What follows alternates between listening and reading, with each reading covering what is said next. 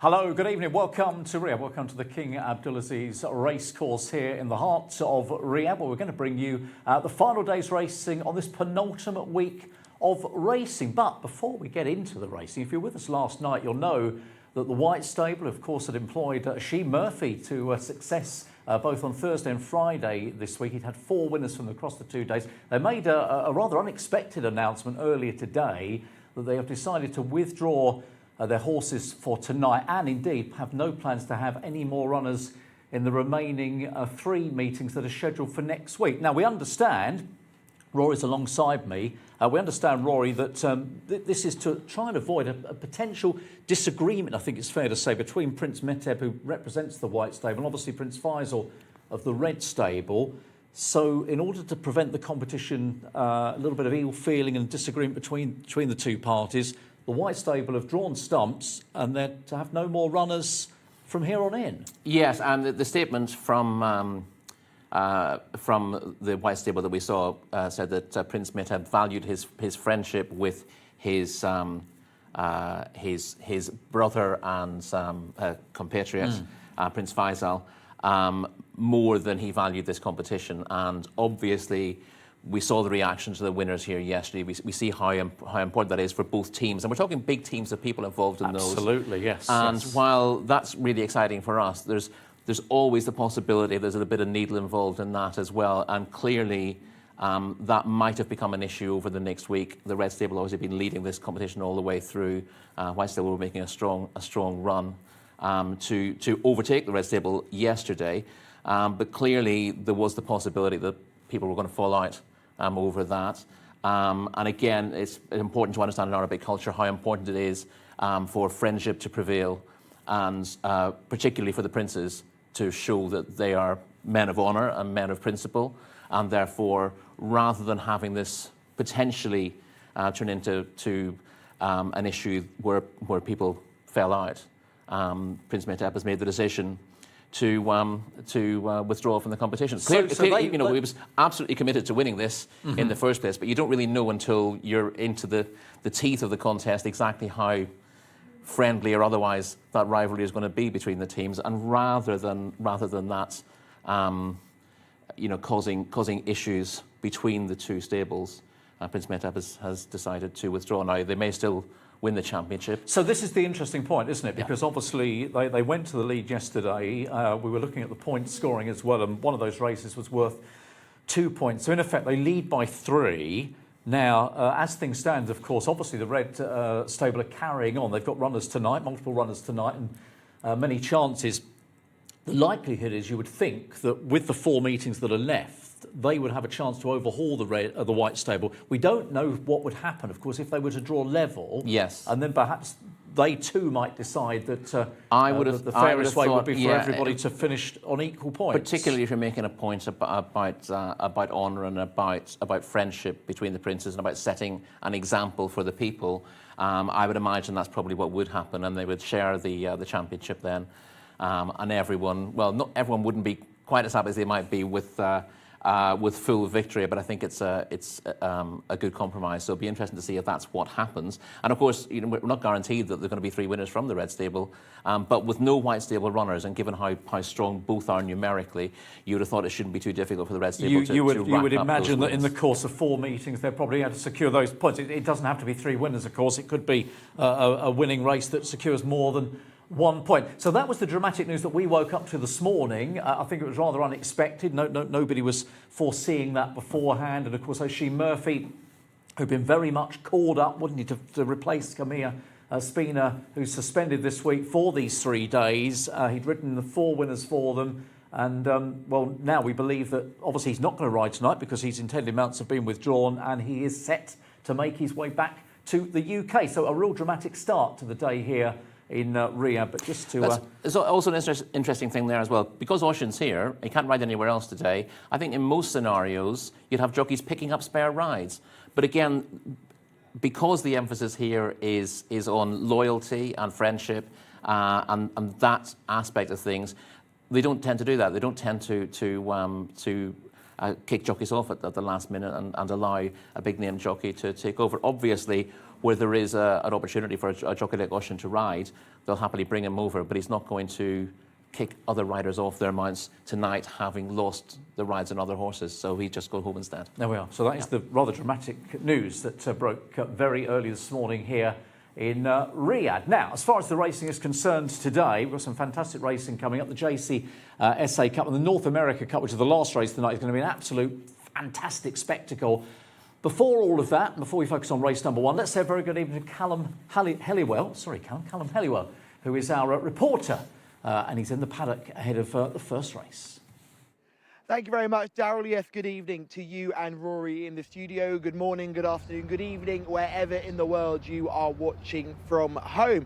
Yes, all a very busy, drama-filled start to proceedings this evening, but hopefully we'll let the horses do the talking rather than the owners going forward for the rest of this evening's action. Particularly looking forward to the non-winners of 4 event. I think it comes up at about race number 6 this evening, where you've got Samar Al Dahani with 2 runners, including Western City and Yadar. Both horses we're both very much keen on this channel. I know Rory Delagi is a big fan of Western City, had a very intriguing mark a few starts ago and took full advantage by rattling off a good success, but has struggled since then. And then Yadar, who's had a completely topsy-turvy season, one moment unseating his rider, then going on to win his next 2 starts and not being disgraced in better company since then as well. So plenty to look forward to in there, and Samar Al Dahani and Mohammed Al Daham both looking for a winner. It's been quite a quiet week for that pairing, and they were just touched off in the last race yesterday evening, so they'll be hoping for some more success today. But as you can see, horses are already in the paddock ahead of our first race on the card, which means we need to hand over to our voice from above. No, we will go to the studio first, and we'll talk to you boys in the studio now. Thank you very much, Callum. Yes, first race about 13 minutes away, and of course the good news for Callum and everybody else here trackside is that there is no sign of any rain. If you're watching last night, you'll know exactly what that was all about. Now, let's have a look at the schedule. We've got 8 races to bring you tonight. First race then at 9 o'clock local time, and we race through until midnight. There's the lineup. We're going to kick off with a Phillies maiden. Then we've got a 0 to 2. These are both for local and imported horses, as is the third race, the handicap. Then the local bred open and the Phillies maiden. A 0 to 3 winners race will be race 6. Then the desert bred, where we're going to have the hottest favourite of the night, the 11:35, and an absolute stunning finale, the North America Cup at midnight. We'd love to hear from you, of course. Lots of you getting in touch with us last night. Greg's first off the mark this evening. Great show, guys. Thank you very much for that. But we want to hear from you, so please do get in contact with us. So, race 1 on the way. I'm delighted to say our commentator this evening is Gareth Topham. We say a very good evening to Gareth, and here he is with the runners for race number 1. Good evening, Daryl, Rory and everyone.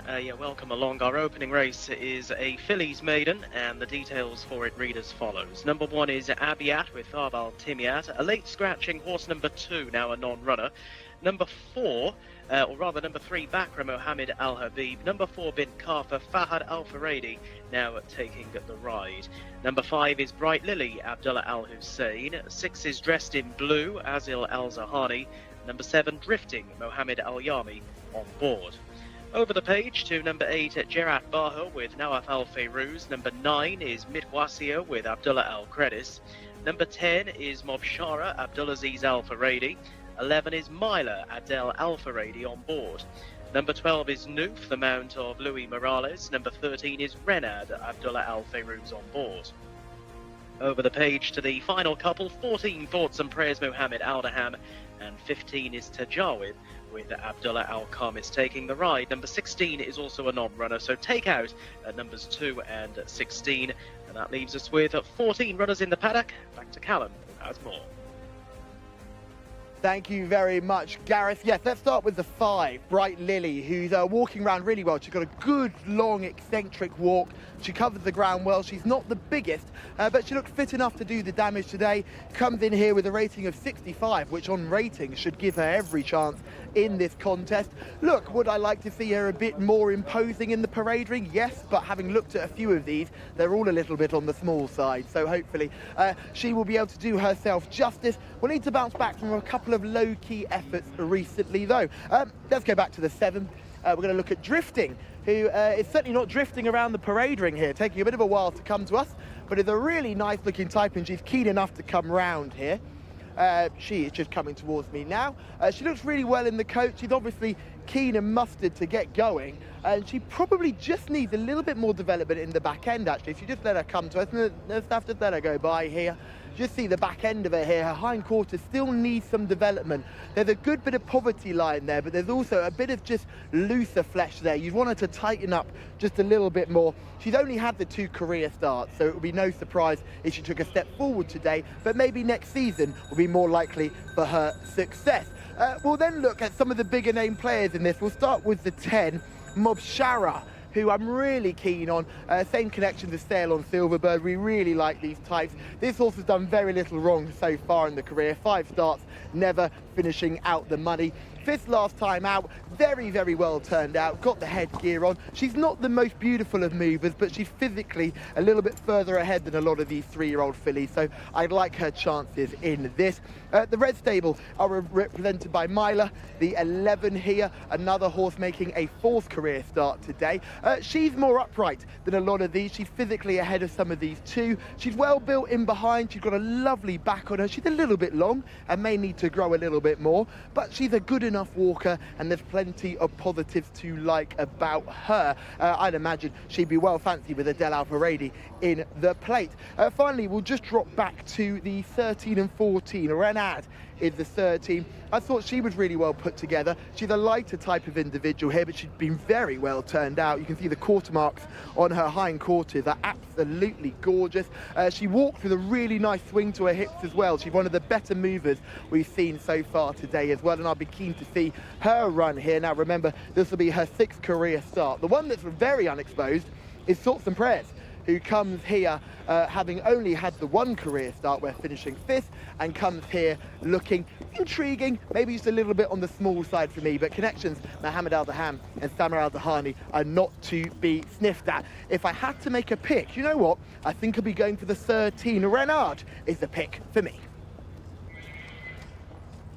Callum, thanks very much indeed. So there's our first race run. As must mention, actually, on top of everything else, of course, we've got our little in-house tipping competition, for want of a better expression, between myself, Rory and Callum, and the scores going into day 3 this week. They're weekly competitions.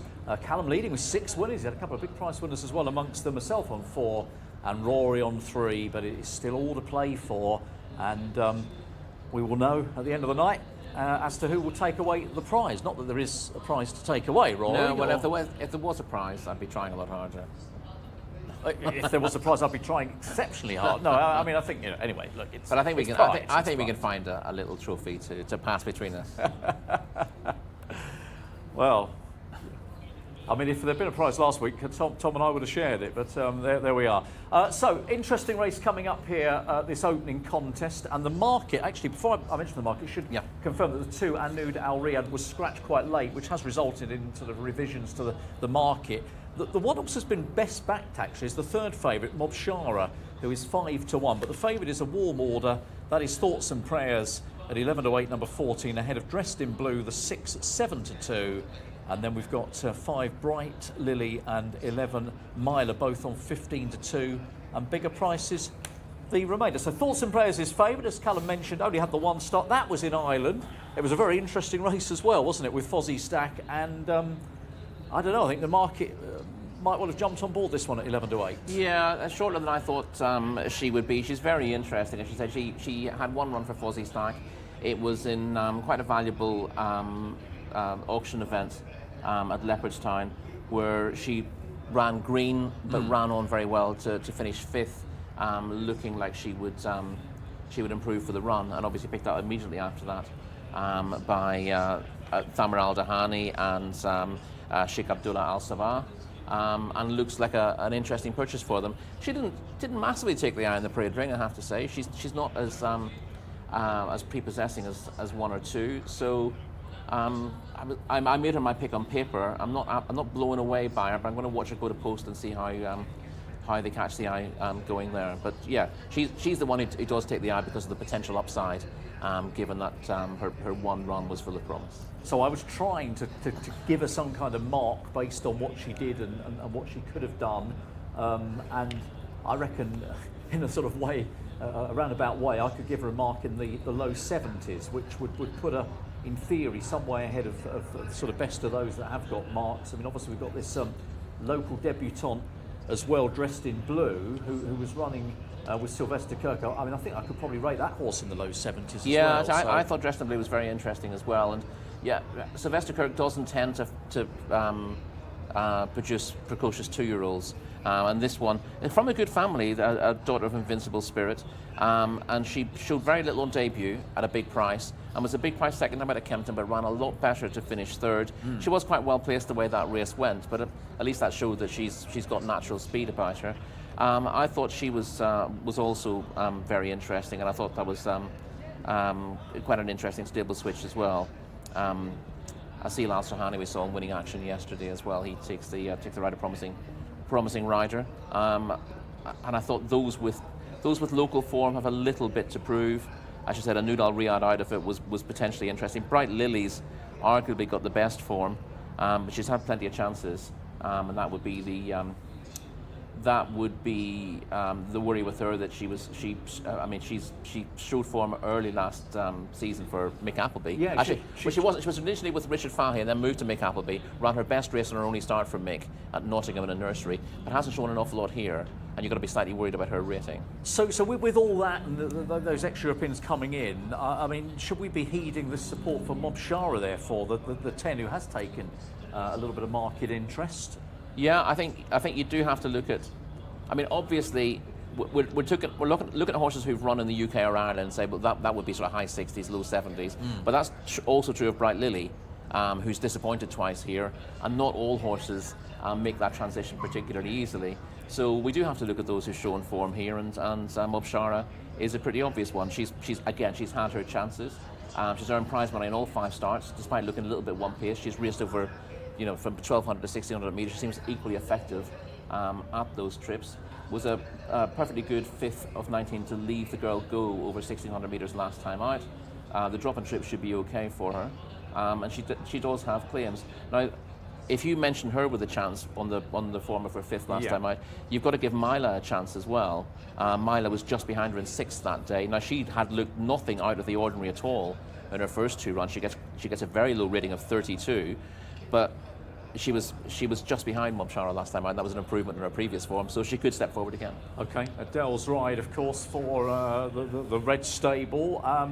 Good evening to Life is Blessed, who was with us, I think, throughout the course of last night. 136 are going to be the magical numbers, and Victor's been on as well. He's going to play the 11 here in the red colours, of course. Mila. Right, let's call selections here. Which way are you going, Rory? Do you know what? I'm gonna go one I haven't mentioned thus far, because again ties in with the form. Number 12, Noof, obviously be a bigger price, has twice been in front of Mobshara in recent runs. So we've mentioned what Mobshara's chances are, and she ran perfectly well when 7th in an open race over a course of distance last time out. I thought she'd run well, and she seems overpriced to me. Okay, well, I'm certainly not going with an overpriced one. I was hoping we might get a bit of a price about Thoughts and Prayers, but I was probably hoping something wasn't going to happen. So I'm going to take Thoughts and Prayers on that unlucky debut in Ireland. Callum, a chance for you to try and stretch your lead. Who are you going with? Would be nice to stretch it out even more here in this one, boys, but this is a tricky little contest to get us started with. Best of luck to Gareth in the commentary box, but I'm going to go with Renard here. I think the drop back to 1200 metres should suit her, having shown very little when going over further in the last 2 starts, and she looked a real picture in the parade ring. Your only concern is she's drawn out in the car park in stall 16, but they're loading pretty quickly here, so Gareth Topham, it's over to you. Thank you, Callum. Runners heading in for the first of the 8 races here in Saudi Arabia this evening. It's a Phillies maiden to get the card underway, and Thoughts and Prayers on the international betting front here is the 6-4 favourite, with Dressed in Blue at 4-1, Bright Lily at 15-2, along with Mila Mobshara just in front of those actually in the betting now, and has attracted some money. 5-1 in from as big as 10-1 not so long ago, and 20-1 and upwards the others as they head into the stalls here. And in shot horse number 10, Mobshara, who is one of the fancy contenders here, as I say, has attracted a little bit of support beforehand on the international betting market. Out of line as well is Dressed in Blue, Azil Al-Zahani, who's had a pretty good season, and horse at number 12, Noof, going in as well with Louis Morales. Thoughts and prayers, the white jacket, green sleeves, Muhammad Aldaham taking the ride, and the red stables, Myla, will be one of the very last ones in here with Adel Al-Faradi on board. So our first race, a field of 14, Phillies maiden, and away they go. And quite slow in getting going was Thoughts and Prayers, is at the back end of the field early. The first to show is Noof. Bright early speed here and tows them along by around about 3 to 4 lengths already. From Dressed in Blue, Myla not too far behind, and up around the outside the red sleeves of Abiat as they already make the left-handed turn at the end of the back straight. Renad in a blue cap is up around the outside. Mobshara in the orange coloured jacket looking to work her way up onto the heels of the leading few, with in behind runners Midwasia being chased along, and then in behind those the likes of Tajawib as they're galloping back towards the entrance to the home run and the final 400 metres. Noof in front, accelerated strongly at the start and is now looking to maintain this advantage over Myla in the red colours, who now moves through into a challenging position, with working wider out of those the well-supported Mobshara, with back in fourth now Abiat looking one-paced, and Noof is keeping going here. Less than 200 metres to travel. It is Noof in front, still 2.5 lengths in front of Myla, who's not making any further impression. It's Noof from Myla, and Noof just tying up a little as the post looms. Myla thrusts, not enough. Noof makes all, beats Myla, and they were followed home by Renad, who's run on down the outside of Mobshara. They were third and fourth.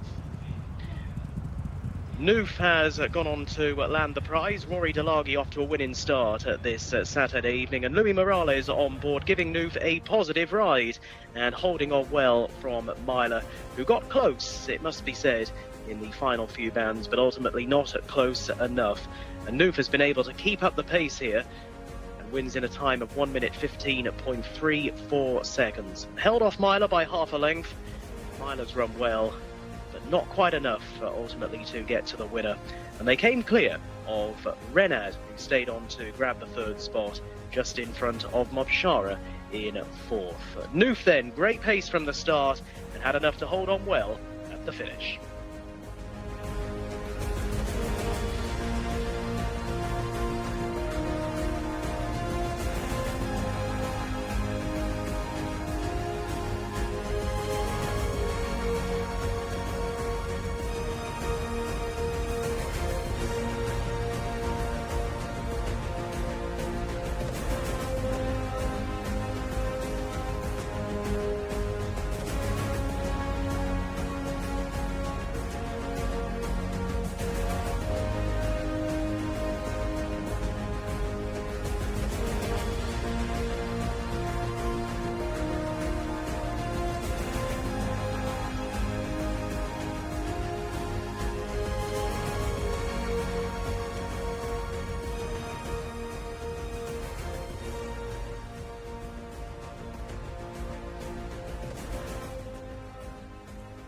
Well, well done to Rory. You found the winner who's dominated here, Noof, and you've also spotted, I think, before we got that close-up, that is definitely not Luis Morales on board. That is Naif, who's got the first winner of the night, and Noof has dominated here to beat number 11, Myla, in second. A good pick as well from Callum in third, 13, Renard. You can see it's still not updated on the graphic there. No, and our race cars aren't updated yet either, but I thought I spotted the unmistakable style of Naif Al-Nazi in the closing stages, and then the unmistakable beard of Naif Al-Nazi, which is the bigger giveaway, really.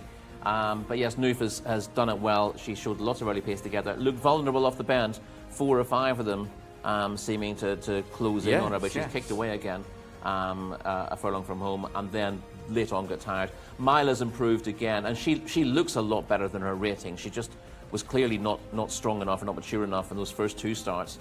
And as I said, she was very closely matched with Mobshara on her latest start, and that rating of 32 was a little bit misleading. In fairness, the market kind of told you that story, which was in at 15-2. She's improved again, and she will win a race. And as a daughter of Ghayath, you know, she's not really bred to be winning races at this trip, and at her age, she's going to stay further and she's going to be better next year. So, if they want to run her in handicap, if she's 15 pounds out of the handicap next time she runs over 1,600 metres, I'd be quite interested. Sixth time of asking. Noof is off the mark. The favourite, unfortunately, got a slow start. Thoughts and prayers, wasn't able to get into the race at all from a high draw, and the chance was gone almost immediately. But that's a top pick then from Rory, isn't it? Around about 9-1 chance on the international market as we head back to Callum. Naif Alanazi has guided Noof to victory here. A good weekend for Naif. He had a winner on the Thursday and has now had a winner on Saturday as well. It's not been an easy season for this rider, but he's making the most of that success now, and it's a good end to the week for him. Noof was able to dominate from an early stage. A little bit of fear when Myla was just closing the gap late on and actually got very close in the shadows of the post, but wasn't able to get through. And Reynard, I thought, ran a very tasty race, dropping back to 1,200 metres in third too. But well done, Mr. Rory Delaghi, who picked this one out. That competition is heating up, and Rory is never say die. And so is Naif Alanazi in the saddle, and we will grab a word with Naif. I just spoke to Mohamed Al Harabi, the trainer, regarding why Louis Morales wasn't riding, and he said he didn't know, but he was very happy that Naif Alanazi was in the saddle and very happy with the result, as you imagine he would be. Maybe we'll hear from Naif as to how he got the ride. But the main thing is we'll see the best beard in racing, in my opinion, the greatest beard in sport, be able to claim his prize here. And hopefully we'll grab a very quick word with our winning jockey. He should be weighing in at around, oh goodness gracious, 58 kilos should be his weight, which he is going to hit bang on, I think. 58.5, 58 slide, that'll be fine. Everyone will be happy with that. No issues there. And we'll grab a quick word with our winning jockey. Congratulations, Naif Alanazi, well done. Thank you, brother. Thank you, Calm. Thanks God about this win. The jockey was meant to be Louis Morales, but you have got the ride. Do you know where Louis is and why you got this ride? Seriously, like you say, Louis ride this filly. I don't probably much any problem with Coco because he not coming right for this filly. Sam Al Harabi, he's my big brother. Long time I win for this guy, but long time I no win for him. Thanks God, I am so happy. I am so proud about this win. The son Sam Al Harabi, Muhammad Saabi, and thanks God. He was very happy to see you come in victory. I asked him before, are you happy with Naif? He says, I'm very happy. Naif is riding my horse. So it must be wonderful for you to get a winner for your friend. Thank you, my brother, and I hope so, inshallah, more future for me and all the jockey, inshallah, today. Well done. Thank you, big brother. So yes, apologies, we couldn't tell you about the rider change beforehand. Luis Morales late to the racetrack. He's due to ride in race 5, so he's got plenty of time to get himself ready for that, Rory. But here is Noof on the front. As you say, they were queuing up to try and challenge. Yeah, but Naif kept a little bit up his sleeve on Noof. And as I said, kicked again off the home turn. And then has got a little tired. So 1,200 metres probably the right trip for Noof. Whereas the runner-up is a bigger filly, and obviously more of a long-term prospect. She really gets going in the last 100 metres or so when she's closing fast, but it never looked like she was quite going to get there, did it? No, the favourite was slowly away in the green sleeves. Thoughts and prayers from stall number 10. That was very much on the back foot. Yeah, she's almost 15 lengths off the just leader. Wasn't going to stage. happen, was it? Really, I don't think and so. sort of looked after from that point. But Noof's already stolen a 4 or 5 length lead, and she's gone hard to get there. It's not like they're all hanging around him behind her. Naif broke really well on her, and he likes making the running anyway, and this filly proved the perfect foil for him. You had Abiat, one of the 3 chasing there on the outside.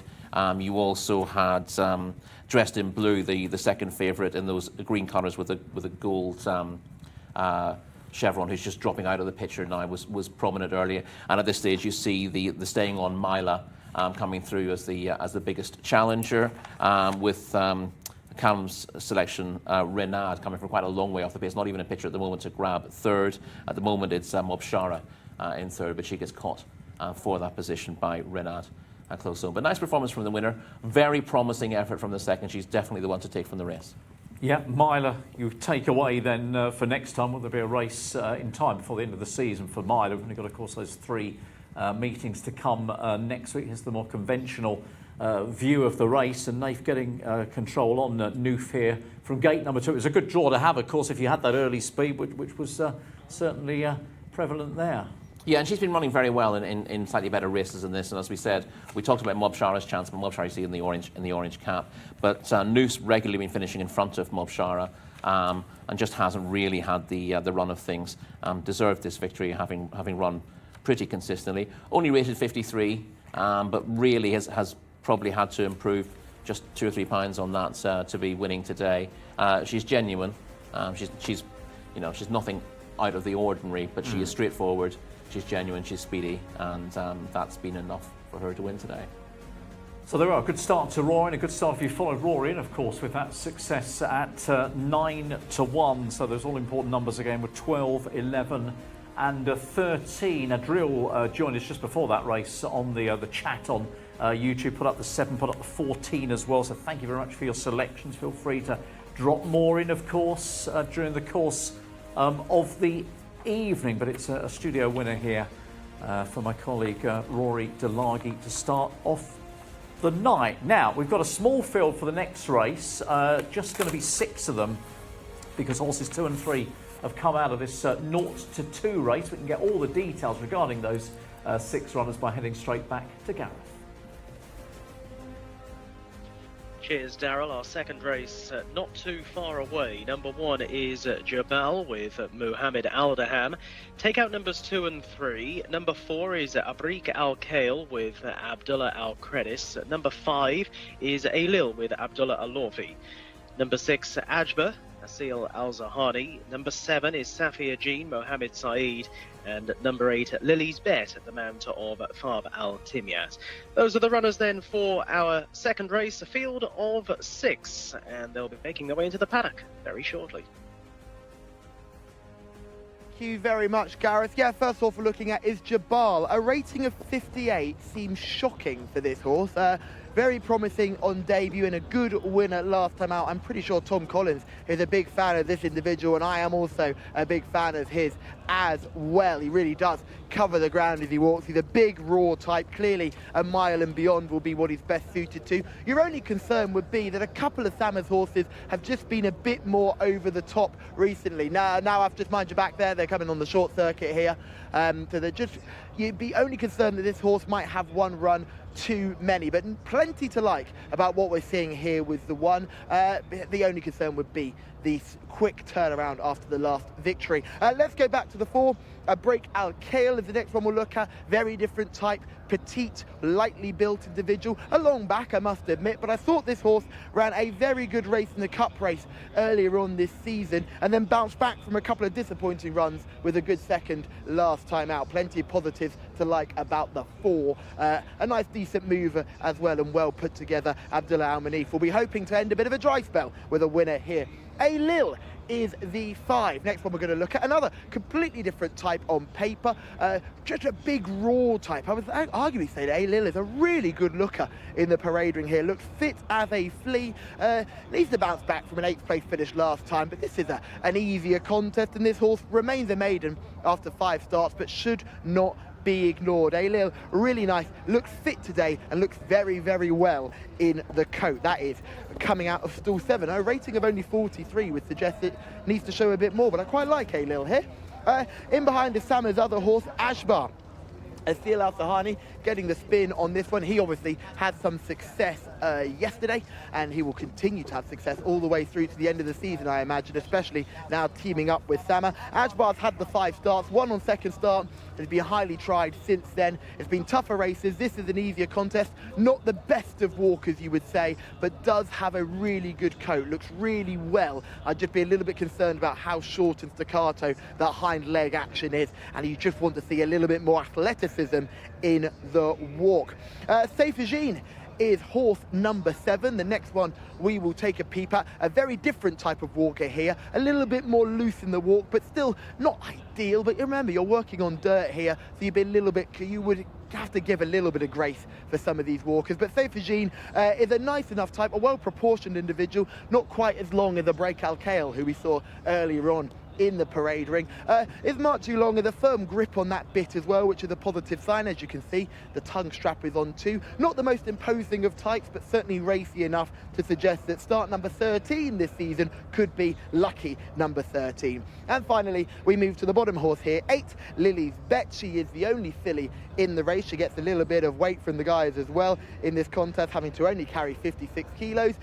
She's a fairly robust individual, I must admit. She's got a little bit of a jig jog on as well. That's not too much of a negative. I would just say she's maybe not built in the neck as much as I like to see. She is quite an effeminate type, but her rating of 63 here should give her every chance, but I would probably be looking elsewhere. To me, the pick has to be the 1 in this contest. Easy. Yeah, let's have a look at the 1 then, Jabal, because as Callum was saying, Rory, this is a quick reappearance, this is having won just last weekend, and goes clear, and no signs of stopping on this occasion. No, Jabal was very impressive, and what wasn't the strongest of contests, to be perfectly honest. Here he is beating Too Enticing in the red cap on the outside of those 3, and Almontazar Billa on the inner in fairly comfortable fashion. Again, this didn't look particularly strong form, but it is worth pointing out that Almontazar Billa showed slightly improved form to be placed again yesterday in a half-decent contest. And maybe this form is a little bit better than it looked at the time.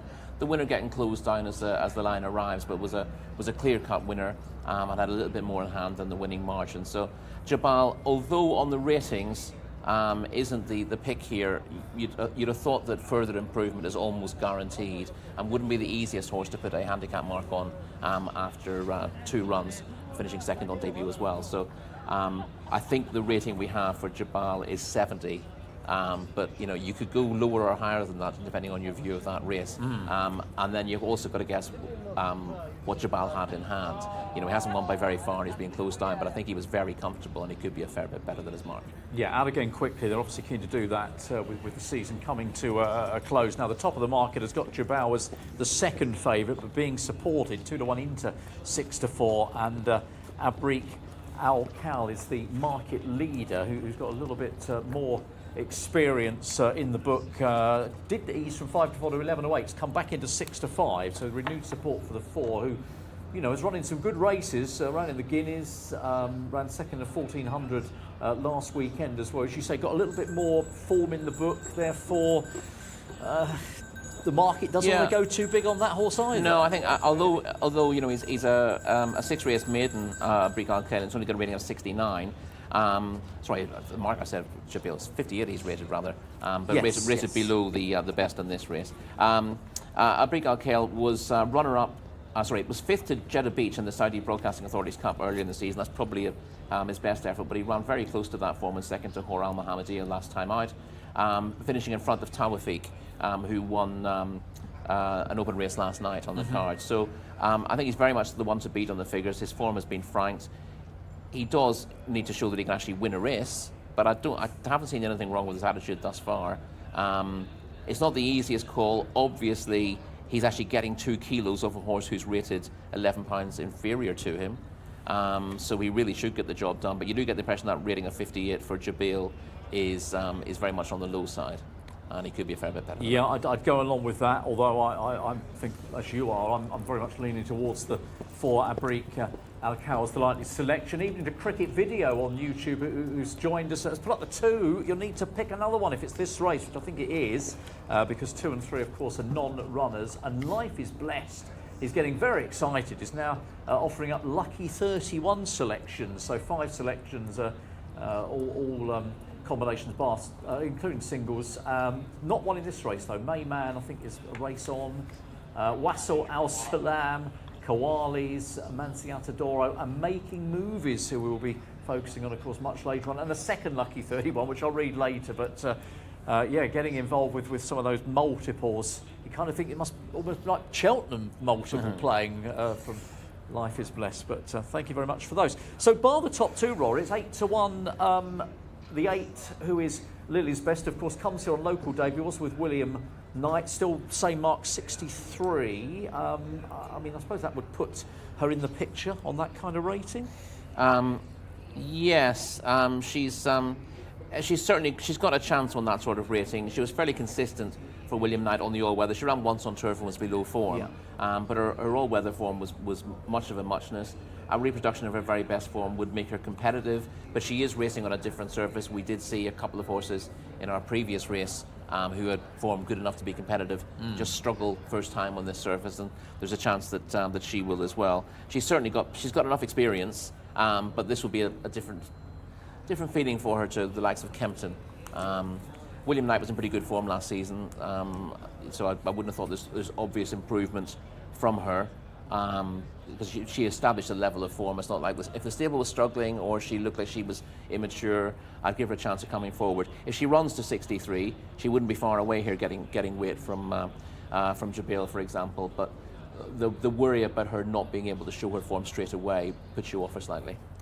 There may be one or two of you who've joined us looking forward to seeing Oisin Murphy riding in this race and throughout the course of the evening. Maybe you've been watching over the last 2 nights and possibly getting involved with a few of Oisin's rides. He's not here.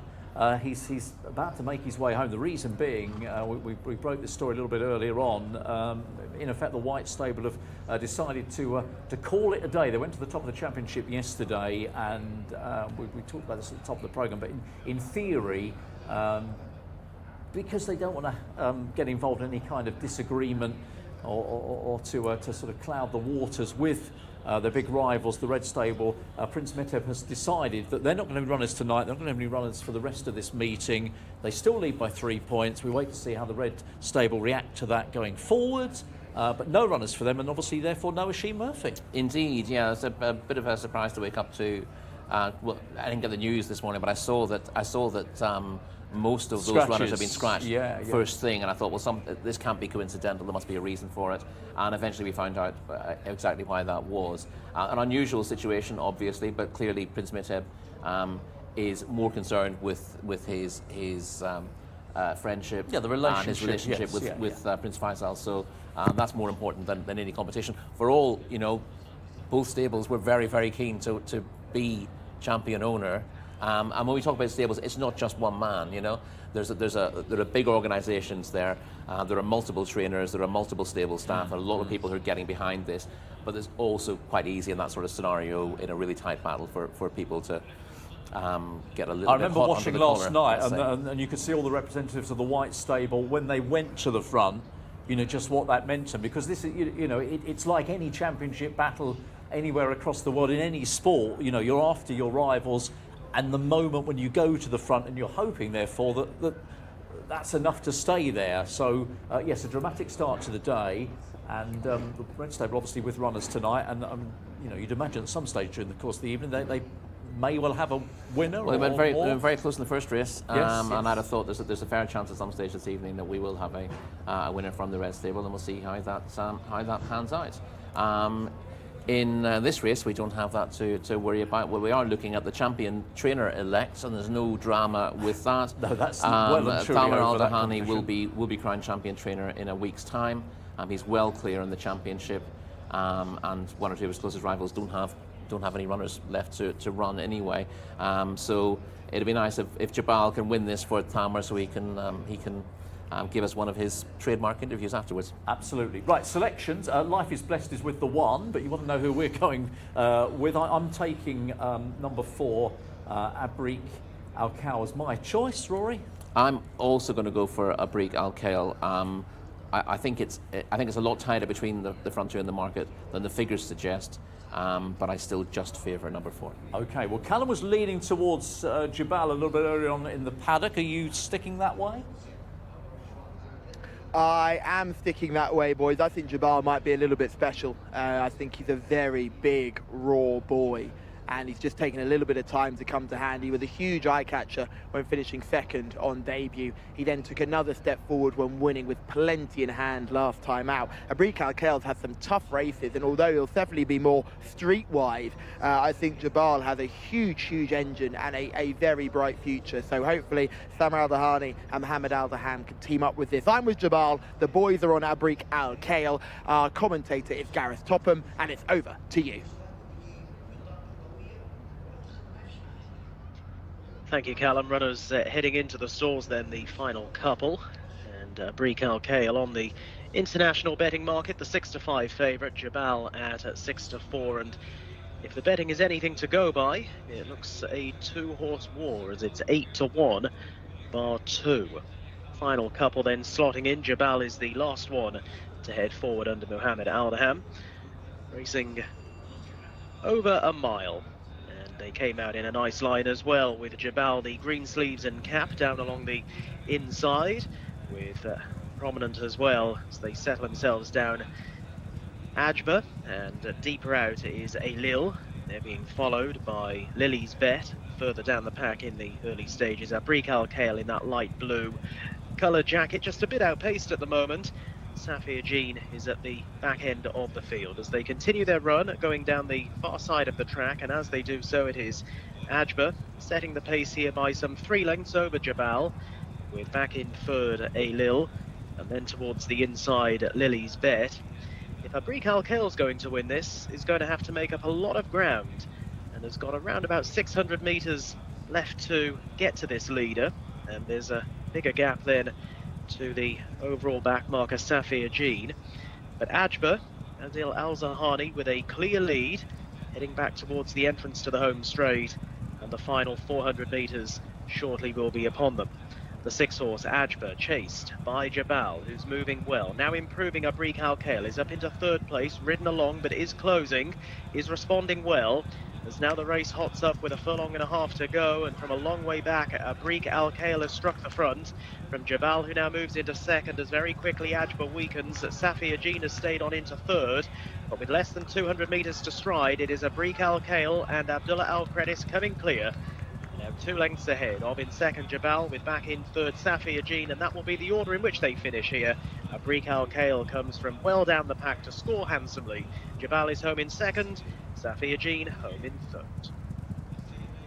It's a win for the studio team as Abrik Al Kale closes in quite rapidly on the home turn. There was just a moment in the early stages where Abrik Al Kale was seemingly struggling to go the pace. Abdullah Al Credis was working fairly hard, or perhaps a little harder than 1 or 2 of the jockeys who preceded him at the time. And Abrik Al Kale has stayed on strongest here to win in a time of 1 minute 43.17 seconds. Beats Jabal by 3.5 lengths. Safir Jean, who was even further behind than the winner, has closed in nicely for third place. Lily's Bet in the end finished in fourth, but Abrik Al Kale justifying short price favouritism and running out a comfortable winner in the end in race 2.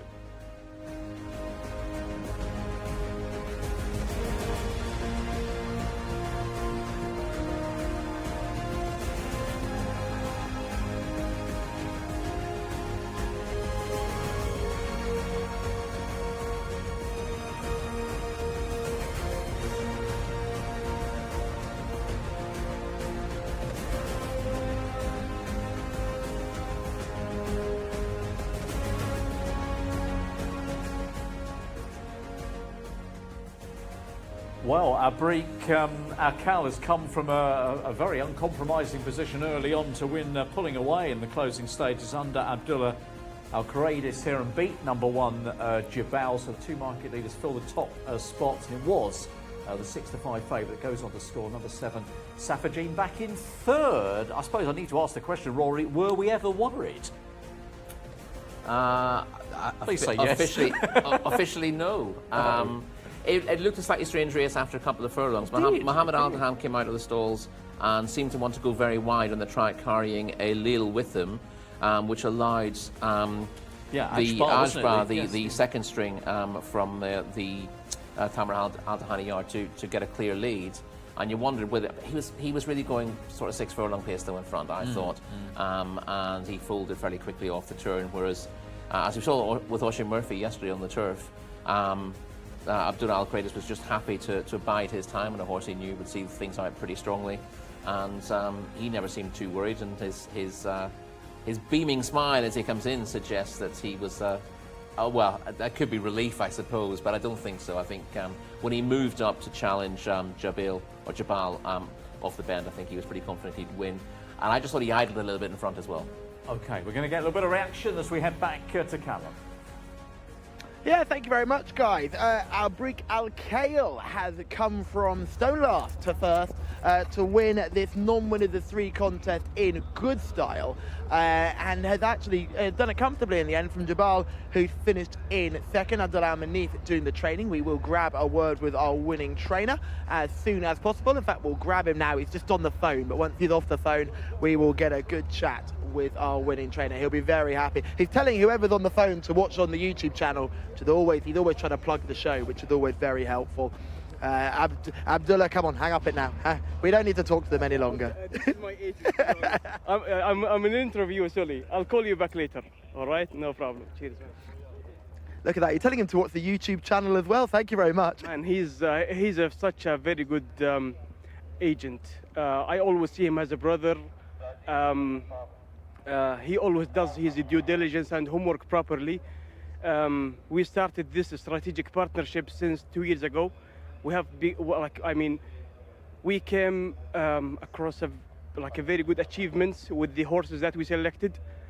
I'm very thankful to have such a great agent, a Trolling Candy called very competitive horse. He already placed in a cups.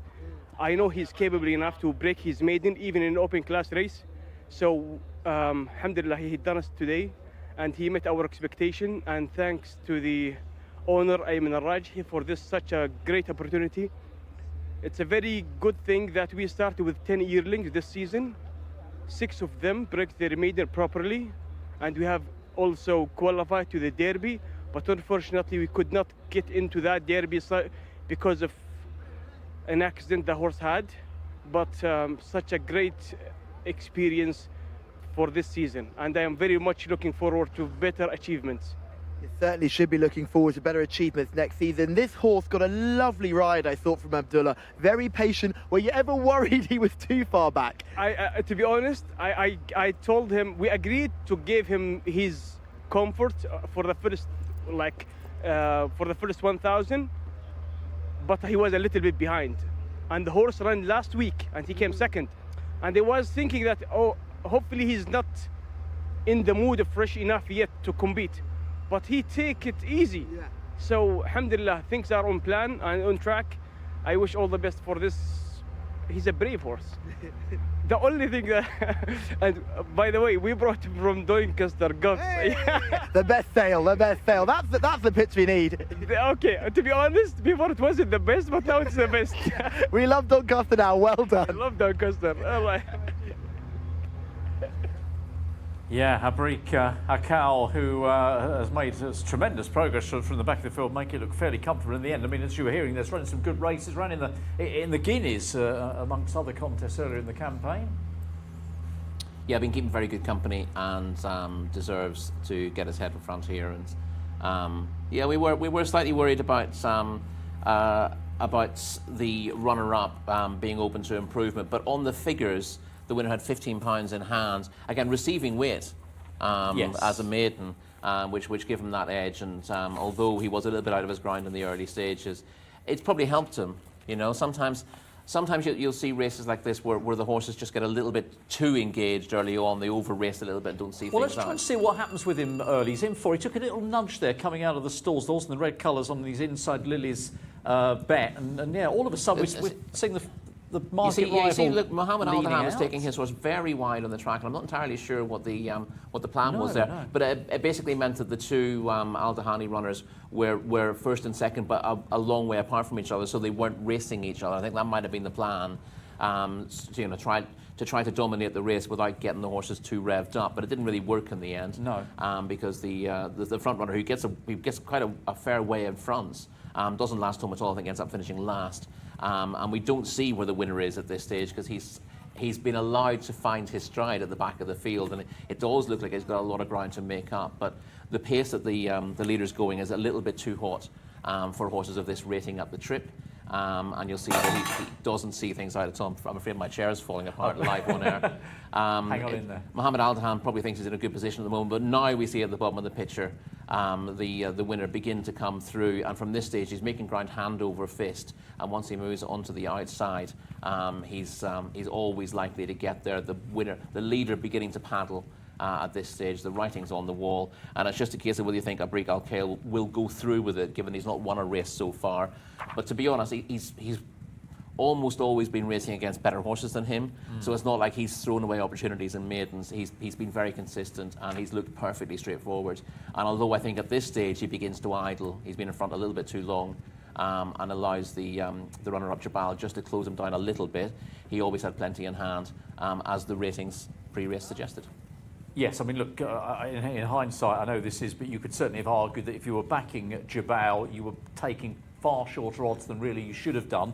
Although, having said that, obviously there was the potential there, having won last week. But you know, the numbers told us that Abriq Al-Khail really was the horse they had to beat. And even if he was at the back for a while, and maybe one or two of us were getting slightly concerned by that. Listen, even if you upgraded Jabal's win last time out and decided you thought he was worth a £10 higher rating for that, he was still wrong at the weights in this contest. I mean, I couldn't get him sort of any higher than low 60s really, Yeah. and the other horse, the winner, you know, into the mid 70s in theory. You can argue a case for on some form lines. So there was a good stone or more between them on the numbers.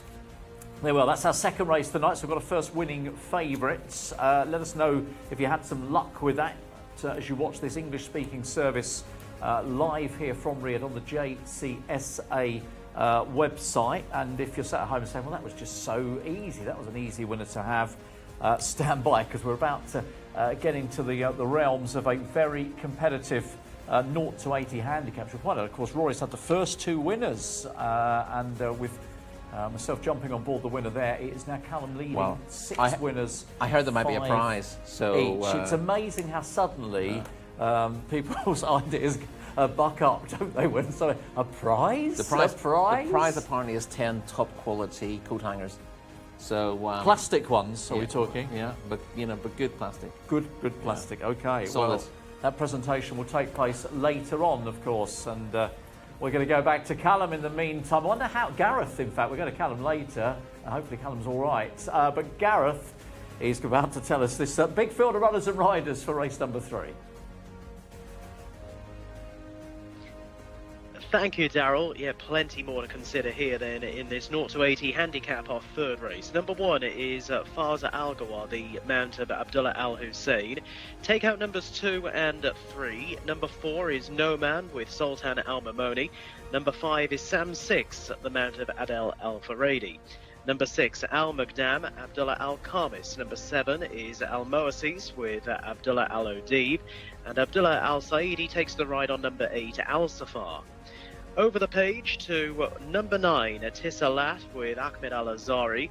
Fawaz Wanas now on board number 10, Givant. With number 11, Mayman. Naif Al Anazi looking for a double on the card. Number 12 is Moedhead with Wigberto Ramos. Take out the 13. Number 14 is Rebel Icon, Mohammed Al Dahan.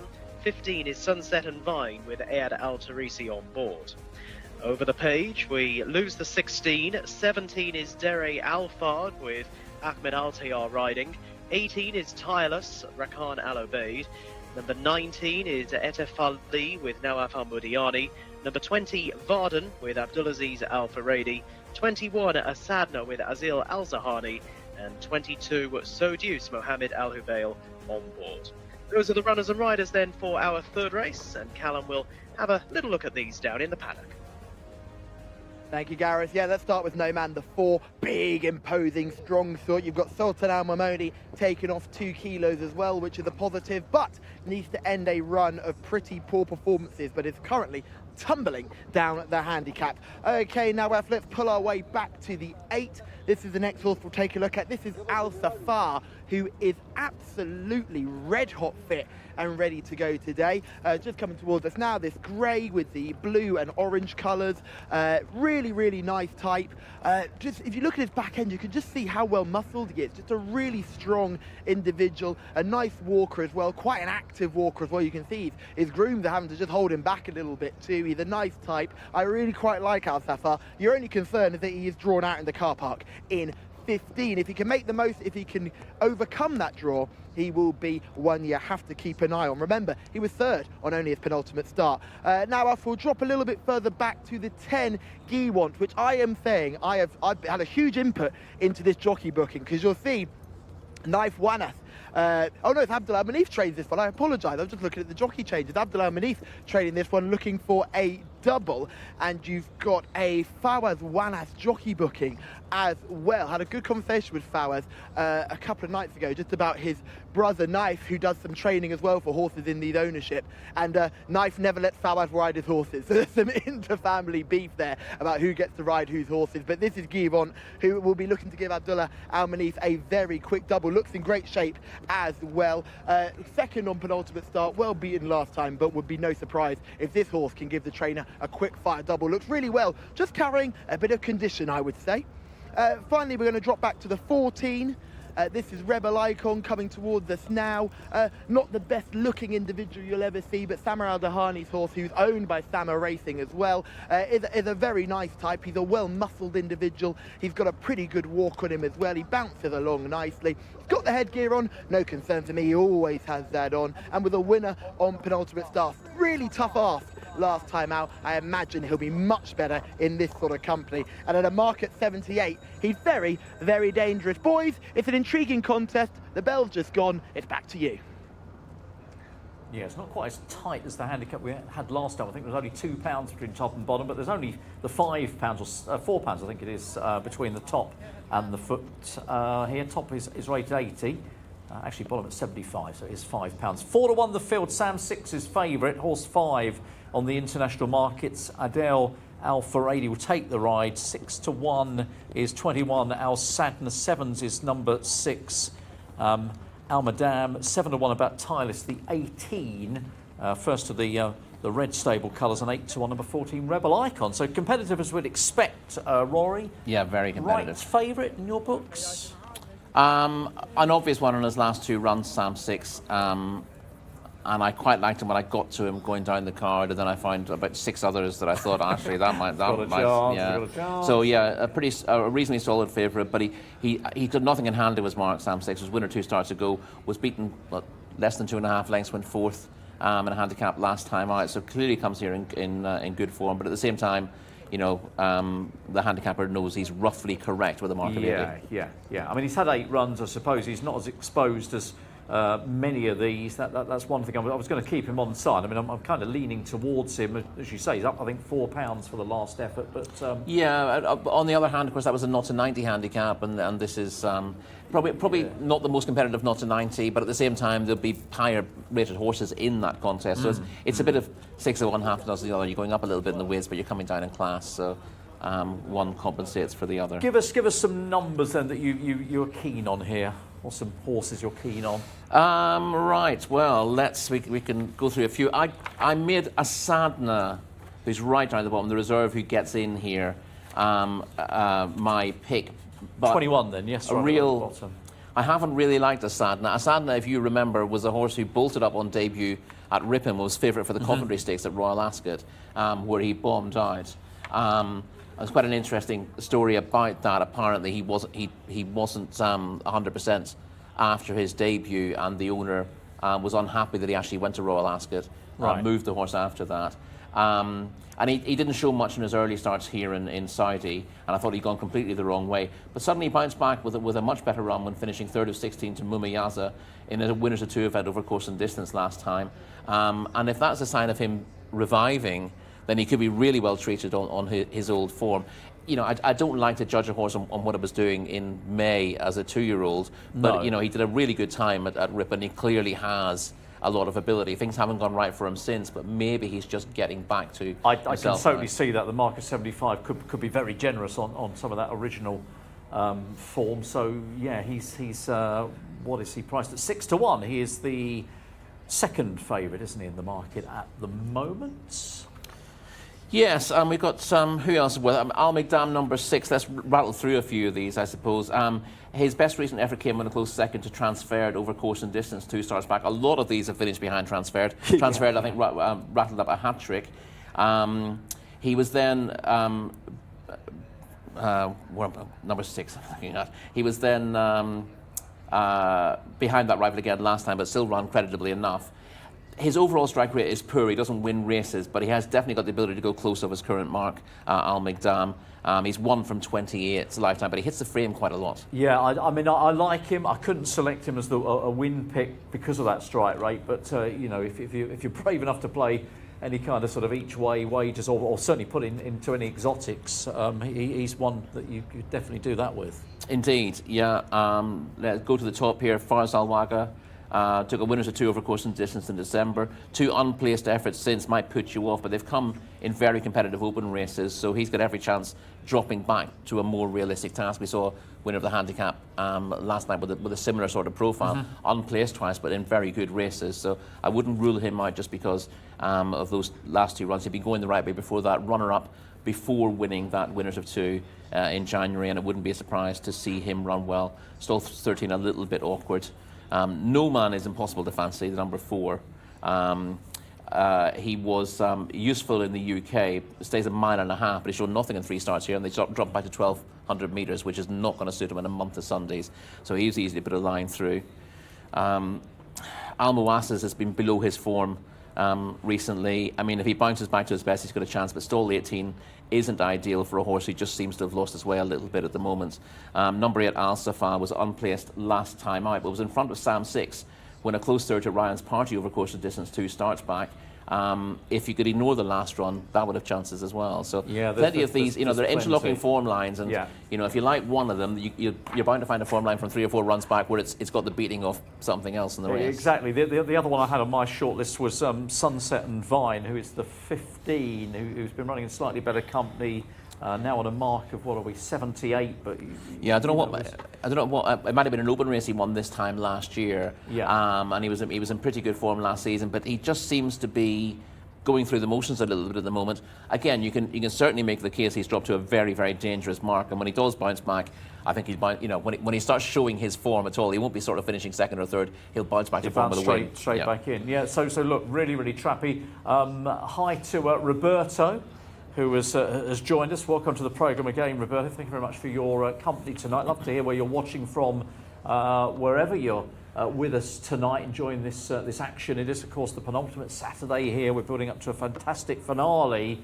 If you've got a chance to have a little study up of the form for race 8, I would suggest doing so, because there's lots of 100-rated horses in that race. Not so here. I mean, this is a proper test for all of us, this race, isn't it? It is, yeah. You can make a case. There's so many of these, even those who don't appear to be in great form at the moment. We've seen horses come from well off the pace a few times this week. Yes, and obviously, we had rain yesterday on the track, which might affect that as well. So we saw the winner of our last race come from what looked a very unpromising position.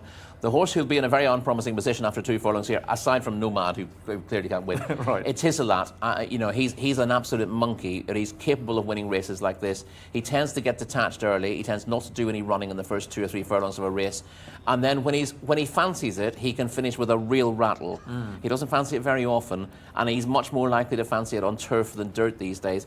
But he has won on the dirt, and if this turns out to be a really well-run race where there's a pace collapse late on, he's the kind of horse you can see coming from the clouds to pick it up at a big price. He's a horse who was rated 90 not long ago. He's now on 78, so he's got the mark, hasn't he? Right, selection-wise, I'm afraid I am with the favourite, Sam 6. I was hoping Sam 6 wouldn't be favourite, but 5 for me.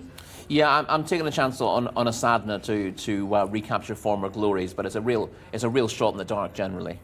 Okay. That's number 21. 21 down at the foot for Rory and Callum. Who have you got for us? Oh, Rory, you and the clock watchers teaming up with a Sadna. He's let so many people down for so many years, but hopefully he does run a big race here, sneaks in as a reserver. I'm going with Al Safa. I think dropping into this sort of company, we've yet to see him in 0 to 80 handicap, so hopefully he can run a big race. Al Safa, the 8, is the pick for me. Abdullah Al Saidi taking off a kilo as well is never a bad thing. And I think lots of the fancied horses are all drawn wide, so 15 shouldn't be an issue either. So Gareth, it's all yours.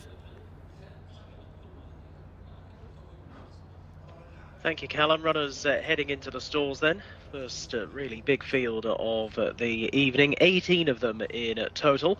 about to head into the stalls, and Sam 6, as Darryl was alluding to a few moments ago, the race favourite on the international betting market at 4-1, with a Sadna at 6-1, with Al Mukdam at 7s, along with Tireless, Rebel Icon at 8-1, 10-1 at Tissalat, and Mayman, and Moadid, and Entefali, and 12-1, and upwards the other runners as they head into the stalls here.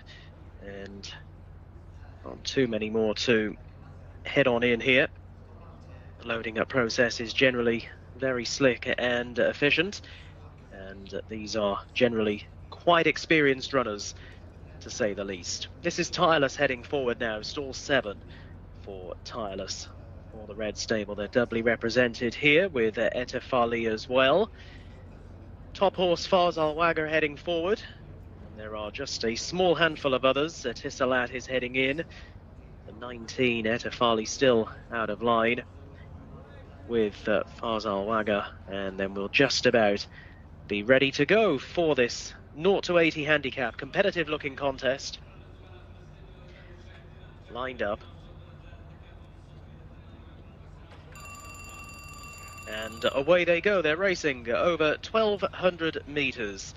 Getting a good start was Dere Al Fard, who's going to be one of the first ones to show, but from wider out, Etefali crosses over immediately to show ahead at the end of the opening furlong, with Sam 6, the favourite, the red sleeves and cap on blue, that one racing just about in second, with not too far off them either, a Sadner in the green sleeves up around the outside as they're making the run back towards the home straight. Fars Al Wagger is up towards the outside, with No Man also pressing forward as they're galloping back towards the final 600 metres of the contest. Moaded is another one who's racing fairly handily, and then up around the outside, Rebel Icon in the yellow begins to pick up, with Varden in the black and orange also looking competitive.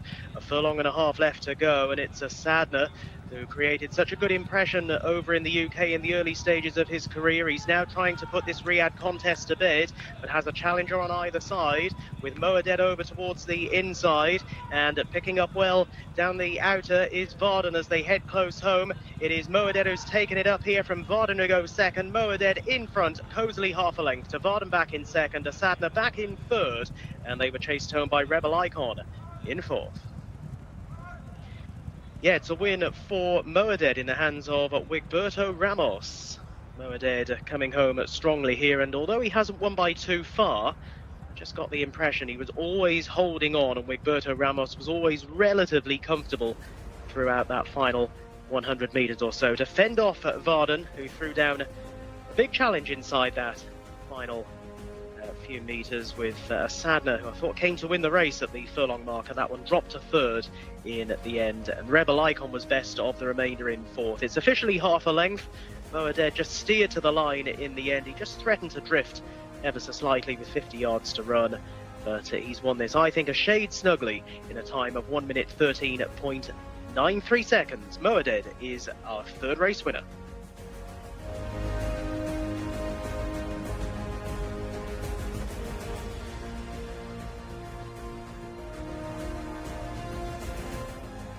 Let's give you the result then. He was the leading jockey statistically over the last 50 rides. I think with nearly 30% strike rate. Might be a bit better than that now. Stand by. Wigberto Ramos has scored. The veteran on Mohad there, winning number 12 on the card. 20 Varda was second. 21 Al Sadna. Looked very threatening, of course, for Rory inside the closing stages. And 14 Rebel Icon was back in third. 12, 20, 21 and 14. They are the all-important numbers in that very tricky to solve handicap, and that'll be a bit of a price here, Rory, that winner. The runner-up would certainly be a big price. I think he'd been one of the outsiders. He was one of the few that I didn't give an awful lot of chance to, Varden.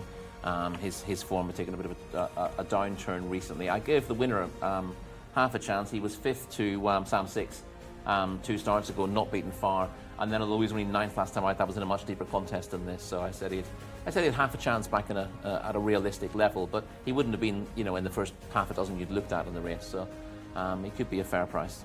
Yeah, I'm looking here and I'm thinking it's only 10-1, but I was kind of expecting it to be a little bit bigger than that. But I believe that is the case. So 10-1 on the international markets, the winner of our third race of the night. And if you keep backing Wigberto, who doesn't have many rides. We've said this many times, of course. He tends to have just the 1 or 2 rides generally, but just very effective.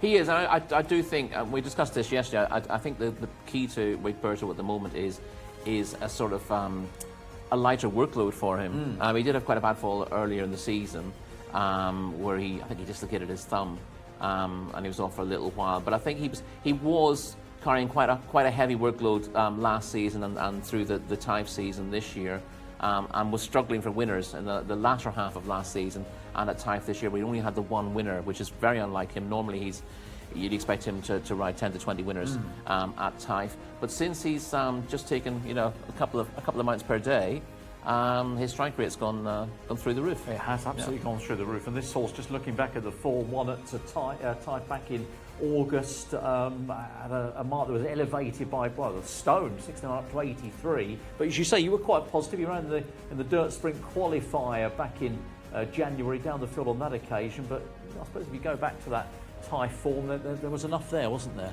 There was, yeah, and he's got a number of creditable efforts to his name.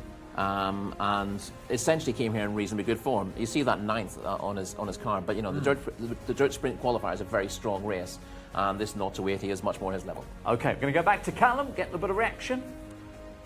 Mehrdad making the most of dropping into 0 to 80 company for the first time and has gone and won under the evergreen Wigberto Ramos, who has secured yet another victory on what's been a really interesting season for Wigberto. Just taking a little bit of pressure off himself, really, and hopefully getting the success.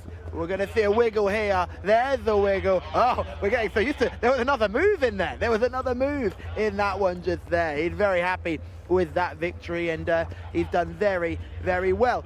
We'll grab a quick word with our winning jockey. Wigberto, that was a lovely run. He got the rail, he got the gap, perfect. Yeah, right. This is the first time that I rode the horse, but I saw the previous races. The trainer gave me good information. I got to be patient for the last 300. He did it. He was enjoying the lead with the other guy. I saw the other guy, Hassan. I was waiting to the 300. When I asked him, he switched the lead, and he gave me the good run to the end. Very different season for you this season. Less rides, but lots of winners. Taj Bladi earlier on, this horse today. Has there been a change for you? Yeah. Now I get a little older. Before I used to ride all the races. Now I just selecting, and I like being the big events, in the big race. Now I got Taj Bladi. He's racing right now, waiting for the next season. And then I found that horse very tough from Kuwait, General Courage. King's General? Yeah, that one. He's a lovely horse. I'm very impressed. The last time he gave me a good run. So I hope that the next year I got the horse to run the big races. Well, next year you'll be hopefully riding plenty of big races, but right now we need to do a wiggle. So are you ready? Yep. Here we go, ready, and hit the wiggle. Woo. Well done, Wigberto. All right, buddy. Yes, one of them's got it, and time required for the other. But look, he's done well here. And your selection was a big threat, Rory. Al Sadner in the green sleeves at this stage. Yeah, in front at this stage, and made a bold move off the bend, but he just couldn't maintain his speed all the way to the line. He's run well to be third in the end, but the idea that he was potentially thrown in off 75. He's now run 2 solid races back to back, but maybe this is his level now, and a mark of 75 is about right for him.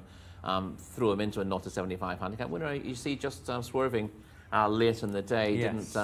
Didn't quite interfere with the Sadnam and wouldn't have affected the result, but obviously a slightly worrying moment for Wiggy in the... He's wiggling in the saddle, isn't he? It's just in the closing stage. It's lovely to see Wiggy with a smile on his face, isn't it? Yeah, came out of gate number 8, did Mohad, but where was the pace coming from? It was coming from... Number 19, number 19 was our leader in the race. Went very fast. And I thought after a couple of furlongs that with Etafali going so hard there that we'd end up having a bit of a burn-up.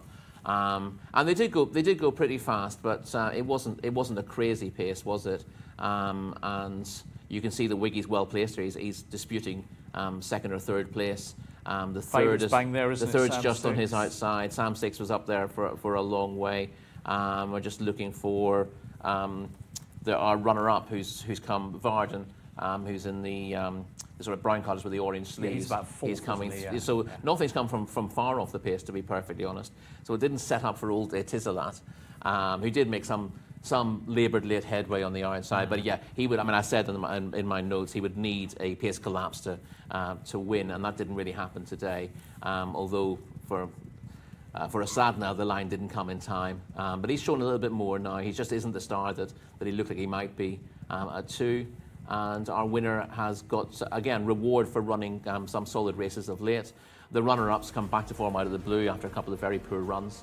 And it was a pretty competitive race, just a little bit disappointing that we thought we'd see the closers coming through as well and give us a grandstand finish.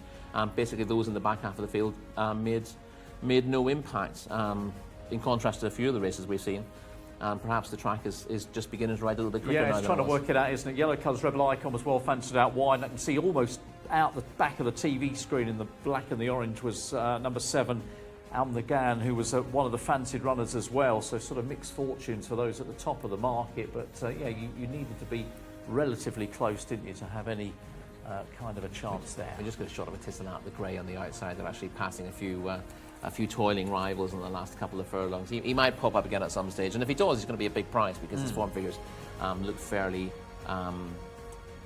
uninspiring at the moment, but he does have the ability to win one of these. There we are, 3 races down, so we had a winning favourite, didn't we, in the second race, and I think we've had winners at around 9 and 10 to 1 in the 2 races either side. So I hope you've had some luck at home. Roberto's joined us. Life is Blessed is with us as well. If you're sat at home watching, enjoying this action, please do get in touch and tell us where it is you are. Maybe it's already Sunday morning, depending in which part of the world you are watching in this evening. So let's go to Gareth then, because we've got the Local Bred Open on the way next, race number 4.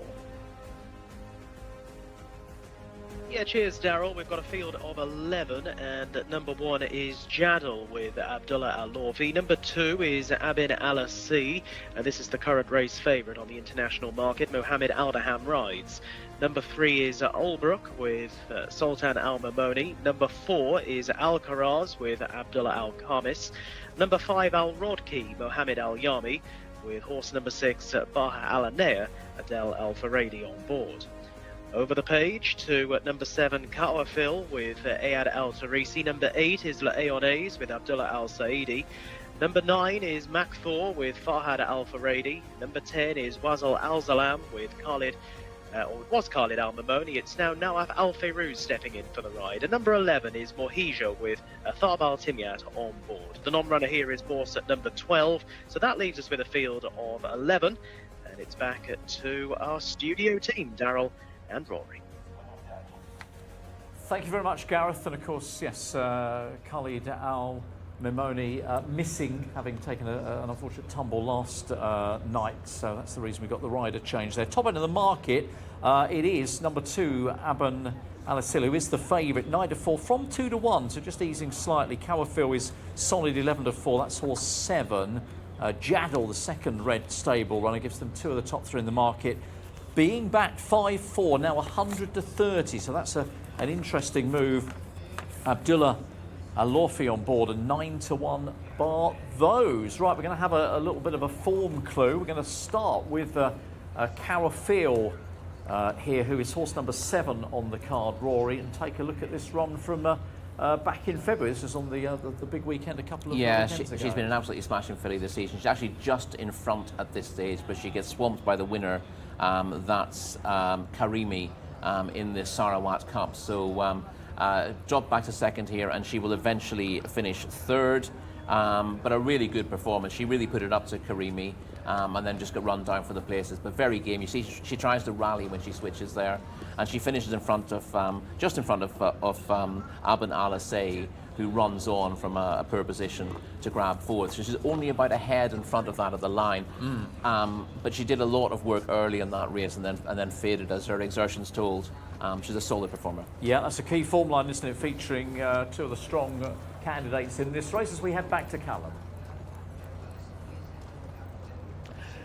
Thank you very much, guys. Yeah, intriguing open contest this. Let's look at Jadal, the one big, strong, imposing type here. He's still a 3-year-old, which is shocking, really, because he certainly is very, very well developed. A winner on his penultimate start, second last time out. Exceptionally well turned out today. Looks a real picture in the parade ring.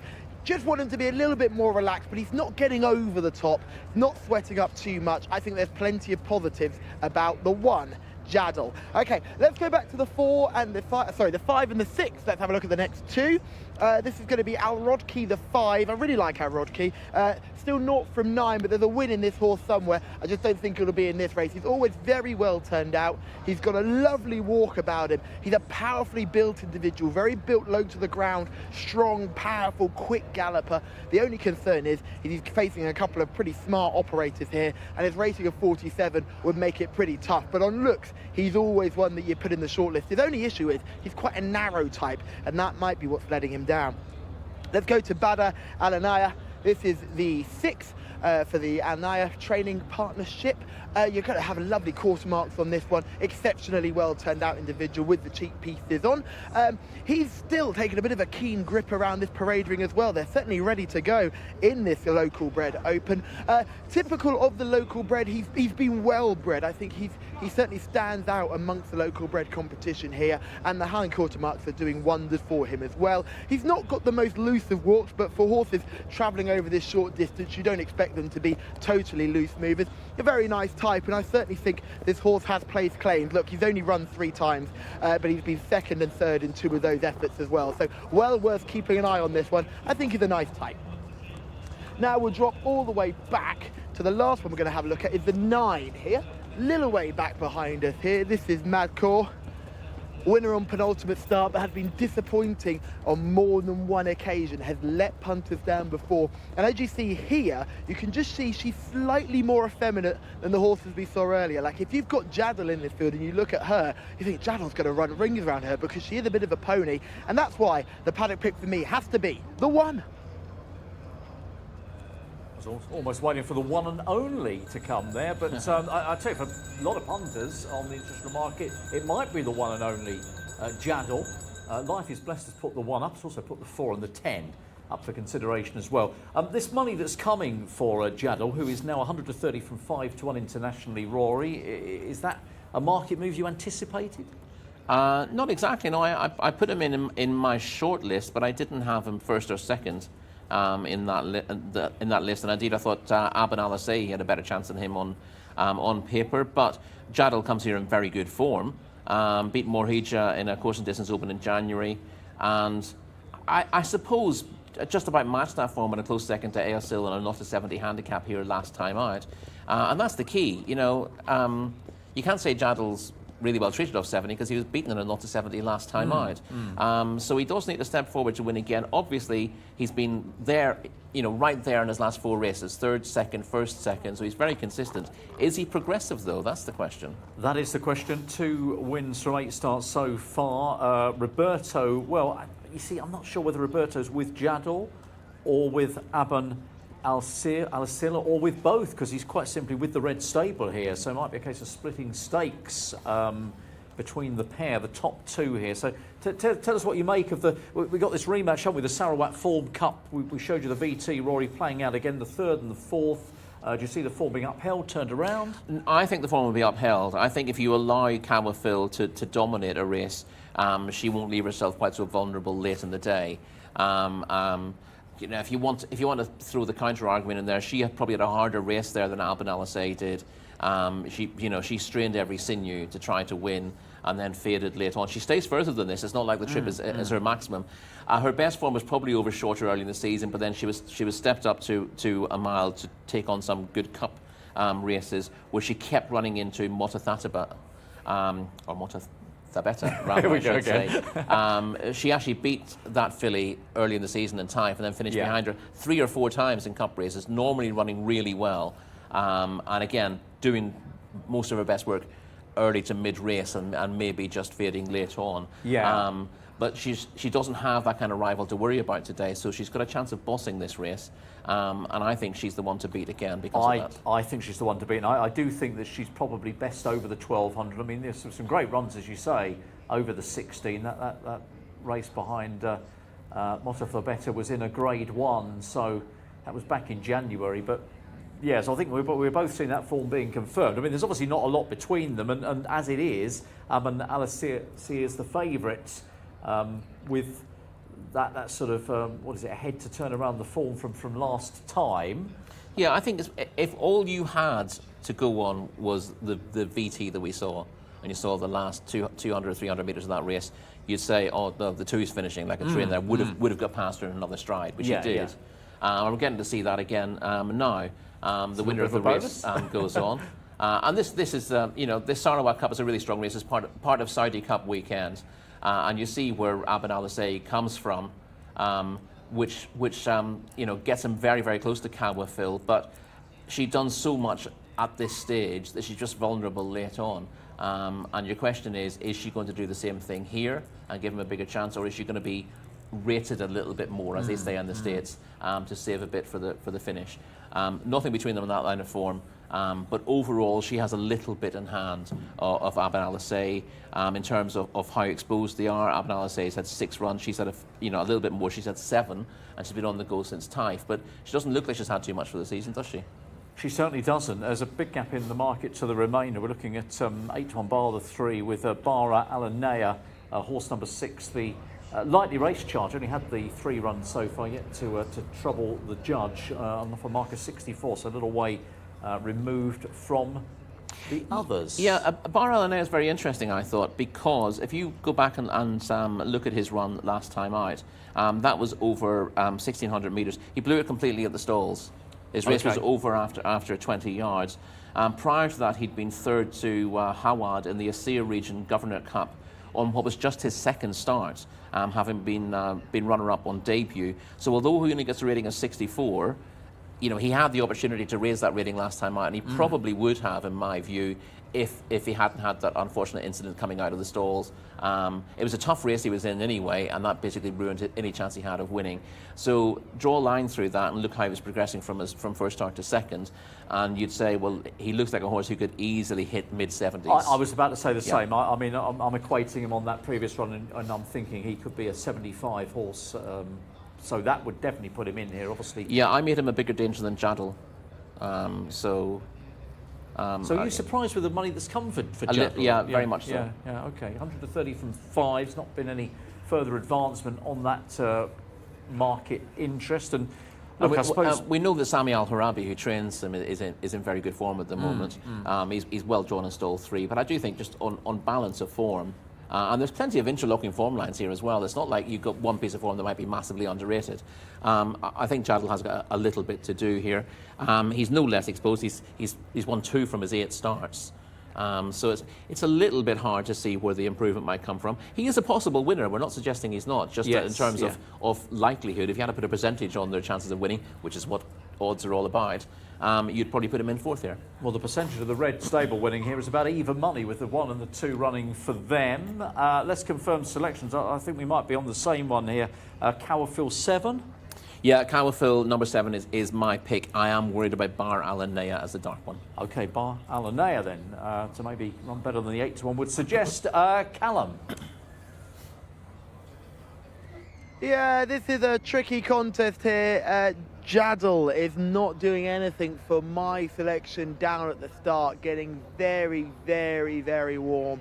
It's hard to stick with him here, isn't it? You kind of go, well, you need to take the 2nd in Baha Alanaya. It was another one that caught the under paddock, but I think I'm going to stick with Jaddle. Just looks a real picture in the paddock, but you saw him getting on his toes, and then there seemed to be an issue where he was waiting for a pony down at the start, but it's almost like he didn't need the pony. I think the rider, Abdullah Al-Orfi, just wanted to follow somebody. I think he was really keen not to let this horse sort of freewheel down to the start. So they waited for the pony came by, and then he sort of got down, but by that point the horse has done about 360 spins and is getting really on top of himself. So Jadal was certainly the pick of the paddock, not really the pick down at the start. The pick of the horse who's handled both sets the best was Baha Alanea. That horse did really well in both the paddock and is still pretty calm down at the start. Cowafil, obviously the horse that lots of people like here. Look, she doesn't do much for me in the prelims here. She's quite a plain looking individual, but she wasn't doing anything wrong. You can just see her getting a little bit edgy now down at the start, but that's not enough to put you off at all as we see Baha Alanaya go in. Selection for me will remain with number 1, and we just hope he can calm down once the gates are closed behind him. Gareth, it's all yours.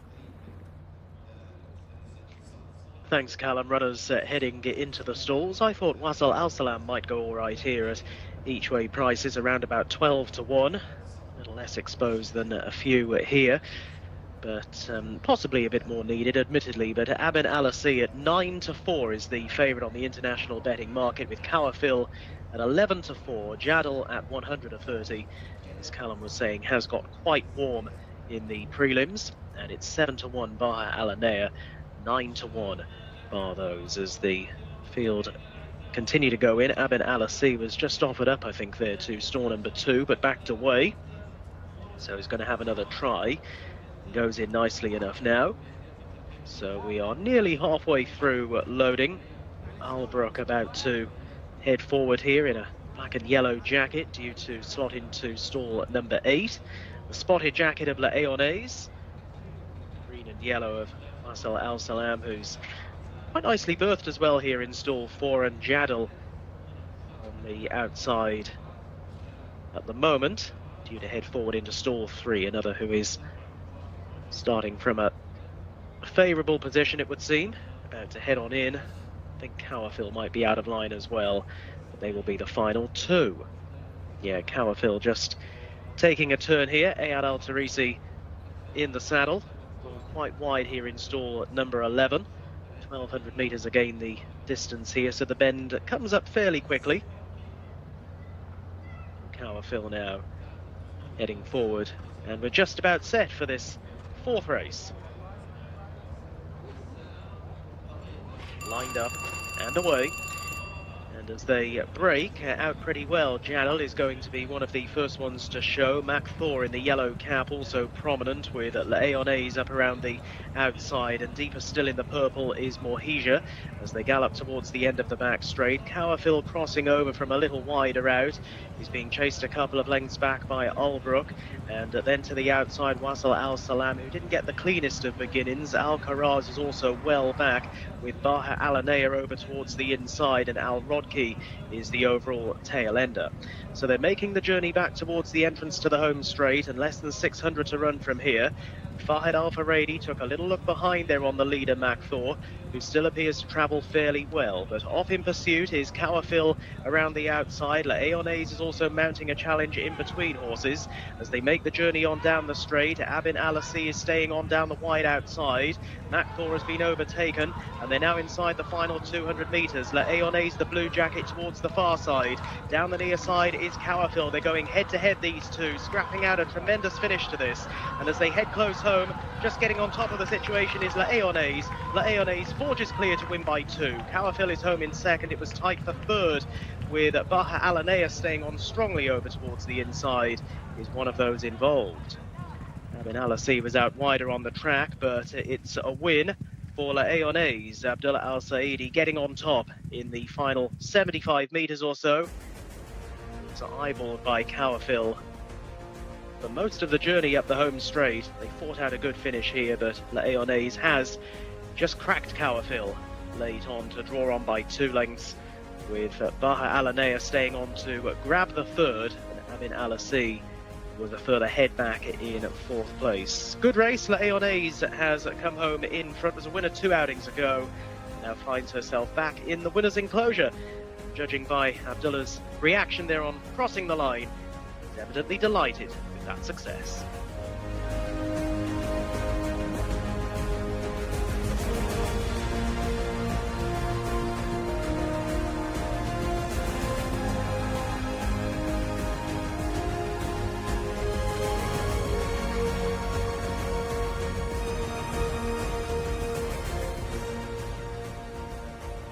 Lyonnaise then, just below double figures. I think around about an 8-1 chance, has won the fourth race of the evening. Number 7. Well, we thought we were on a winner, didn't we? Cowerfield in the studio here, but just could not find a way past. And 6, Baha Alanea was third ahead of Aban Alassi in fourth place. So it's 8, 7, 6 and 2, the numbers. And yeah, we had it snatched from us. I mean, every chance, Rory. No issues with the performance of the winner, but Cowerfield just could not find a way to the front. I'd say Lyonnaise has improved a little bit of late. Well, it was only 7th on turf last time out. I think you just draw a line through that. Yeah. Not a turf performer in that race won by Fuge. Prior to that, had got her head in front in a big field, open over this course and distance, beating Cowalese. And if you go back to much earlier in the season, she was beaten quite a long way behind Cowerfield in a course and distance open. 15.5 lengths behind Cowerfield that day, but turned the tables in no uncertain terms. But Cowerfield's had the opportunity to win the race. Yeah, I know that. She wasn't strong at the finish last time out. She does her running. She's quite enthusiastic, and I think although she appeared to be travelling well, I think the way Ayad Al-Charisi rides, he sort of gives you the idea that there might be more in the tank than there is. So she's moved up, apparently travelling strongly, but I think she's done a lot of her running on the bridle. And when she hadn't gone past at the furlong marker, I'm afraid I thought you knew the we're not gonna get there. chance had gone. Right, we're going to go back, try and get a bit of reaction to this winner of the fourth. Here's Callum. Yes, Lyonnaise, when last seen on dirt, absolutely hacked up. Then ran on the turf, showed very little, but has done this in good style and shown real toughness under Abdullah Al-Saidi, who is your winning rider. Was very happy with that success. Ibrahim Mata doing the training. We'll grab a quick word with Ibrahim as well once the photo gets done, but everyone get in and pose here. Interesting to see how she's been campaigned, because it's taken her a while to get the head in front. She then did it in open company, tried on the turf, and now back here in another open race. She's won 2 opens, so good on her, and well done the team as well. The horse is just cleared. We'll move in and grab a word with our winning trainer as well. Plenty of congratulations going around. Ibrahim, fantastic, well done. Thank you, bro. She's a really interesting filly because it took her a long time to win her first race, and she won that very impressively. And then why did you run her on the turf? Actually, she made her first win from the second start in the Taif, and today her third wins. She's tough filly. The only problem she had that this was my first season in Saudi Arabia, so I'm not that much experience in this track, especially, which is tough track. It's not easy to make a win here. Racing here in the turf, it was a big mistake I made. I am low experience in the turf track, and she's tough filly. She helped me a lot to expose the Saudi equestrian level, and finally she made the third win and make us happy, so happy. Well done. She's a fantastic filly. Were you training in a different country before? Yes, I was trainer in Kuwait for 15 years before. Ah, so you would know Samar Al-Dahani quite well, I imagine. Yes, exactly. Well, hopefully one day you can be training as many winners as him. It's lovely to see you here. Congratulations, well done. Thank you, brother. Thank you. Good luck. Bless him. Yeah, nice to hear from Ibrahim, then the owner and the trainer. We're getting insight into his activity elsewhere, of course, and he'd be delighted with this. The blue colours to the far side and going to hold off that continued sustained challenge from Cowerfield. Yeah, she, as her trainer says, she's a tough filly. This is her third win now from 17 career starts. She has looked exposed in the past, but she seemed to improve 2 starts ago before, as he says himself, Ibrahim, the mistake of running her on turf last time out. But obviously hasn't done her any lasting damage. She just didn't suit her at all, and she's bounced back to form with what you'd have to call a career best here. So she's had plenty of racing, but she keeps improving. And she's obviously a credit to Connection. So very modest there, Ibrahim, and a little bit nervous with Callum, but it's a big moment for him talking nice to guy Callum, so. who clearly knows what he's doing more than you'd think from that very modest interview he gave. Yeah, we've got to keep an eye on him, of course. We can see Mohijar amongst the pace setters here with Macthor, that was the horse in front at this stage, and the winner's in third on the fence, just what, 3 or 4 lengths behind. Yeah, nicely positioned the way the race panned out. Cowafil, I mean, the eye is drawn to Cowafil at this stage. She appears to be travelling better, and she moves up now to challenge for second place. But they both come up together, and to be honest, Cowafil never actually gets past Le Ayonnaise, was pretty much alongside. With 2.5 furlongs to run, but Le Ayonnaise has proved very, very genuine, and she keeps battling, and Cowafil can't get past at this stage, and she's not going to now, and then in the last 50 yards she just cracks and weakens a little bit, but fair play to the winner. As you see, she's running pretty straight through the final furlong. A lot of horses come off a straight line in the closing stages of these races, and she's run straight and true, so she continues to find a little bit of improvement despite having plenty of racing. And although she was beaten 15 lengths by the winner earlier in the season, she's turned that form around with no excuses. Yeah, it's been turned on its head, as we subsequently know, and winning at a nice price again. So it's been a tough night. I know one or two of you are messaging in on the chat saying these are hard races to try and work out tonight, and I think we'll be, nodding in a bit. We've not had 20-1 winners. No, and they've not been impossible to fathom. If you're forgiving of runs where horses can't win, and obviously she couldn't win on turf. He didn't know she couldn't win on turf last time. She doesn't have a turf pedigree. No. She'd never raced on turf before. She just didn't fire. And if you just sort of put a line through that run and look at her previous efforts, her best ever run came 2 starts back when she won by 6.25 lengths in an open race over course and distance. So despite having loads of runs, she just seems to be thriving. Again, if you're going to put a horse in your notebook, Bahar Al-Anaya, who we talked beforehand, got in a bad position early on.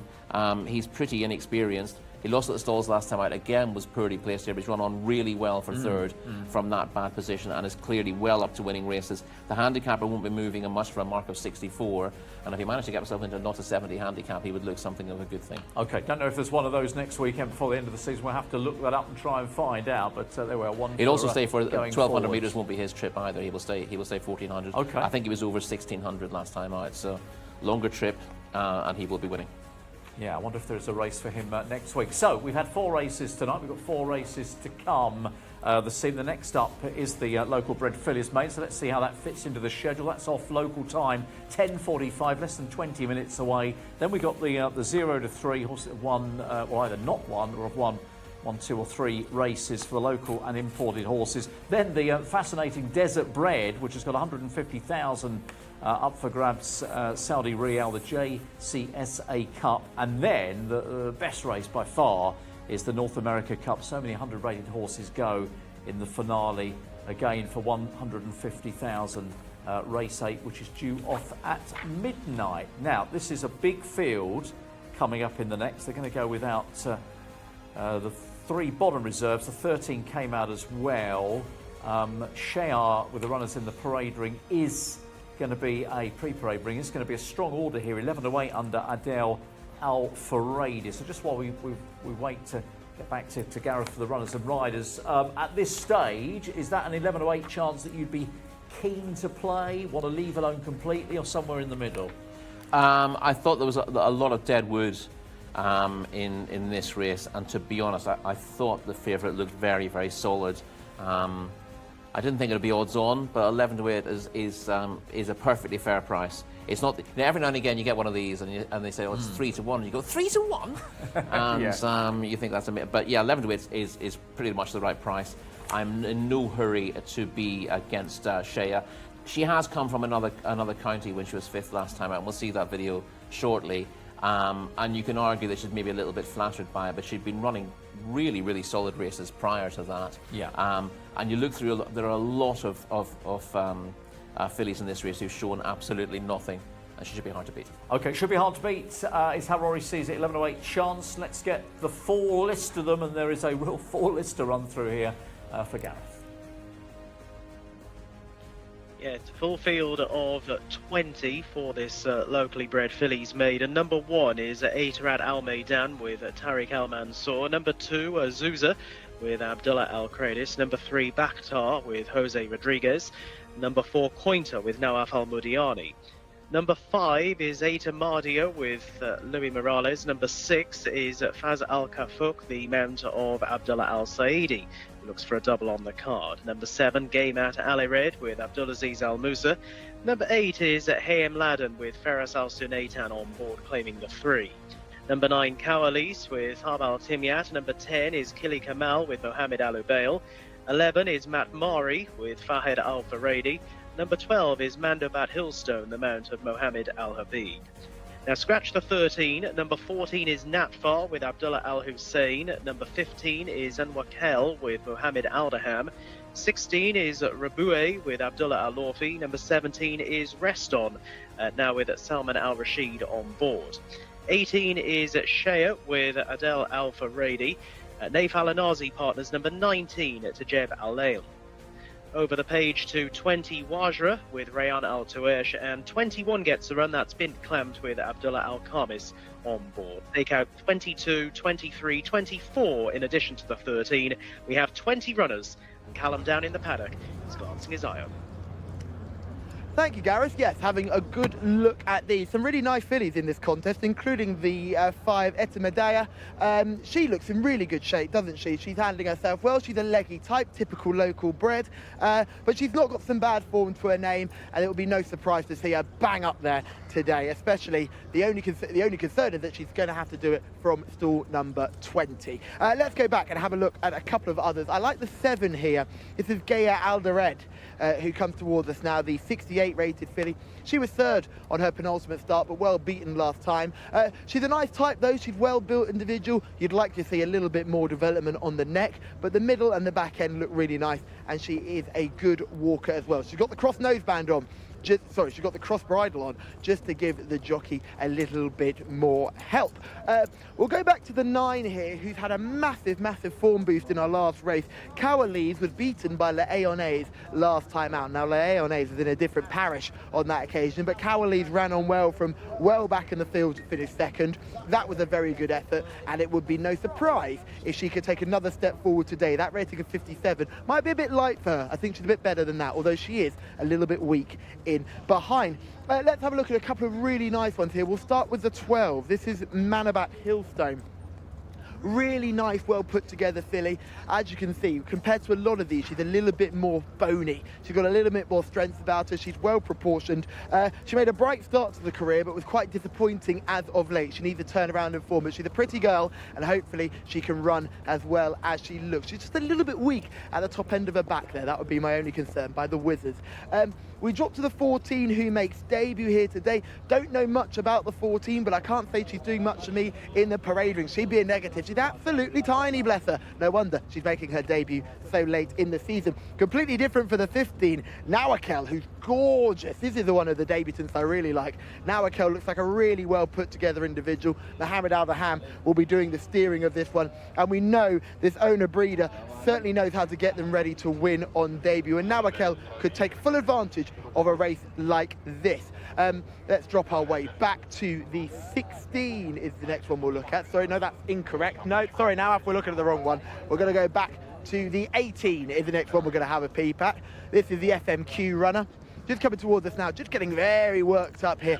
I wouldn't say this is too much of a negative, because the 17 in front is getting quite worked up as well. But the 18's a nice enough type here on paper. This is Shaesh, who is just sort of a little bit hard to catch right now. Has had 9 starts, still looking for the first win, but has been doing well without winning, so certainly has to make the shortlist. As you can see, development-wise, you can understand why this filly's had more racing than some of her rivals today. I think she'd have to make the shortlist. Stall 5 will also help. And finally, we'll look at the 19, which is Tajeb Alem, who just comes towards us now. She's another good looker. In fact, she might be one of the better lookers in front. She's got a little bit more development to do in behind, and she's had plenty of opportunities now on start number 8. But she's certainly physically further ahead than plenty of these. Interesting race here, lads. Big field, plenty of chances, and plenty of form to get stuck into. Yeah, big field, but you know, the market has set its stall out. Shahir, we're going to have a look at now the 11:08 favourite. This is the run last time, is it, in the Phillies mile? Good run, plugging on nicely.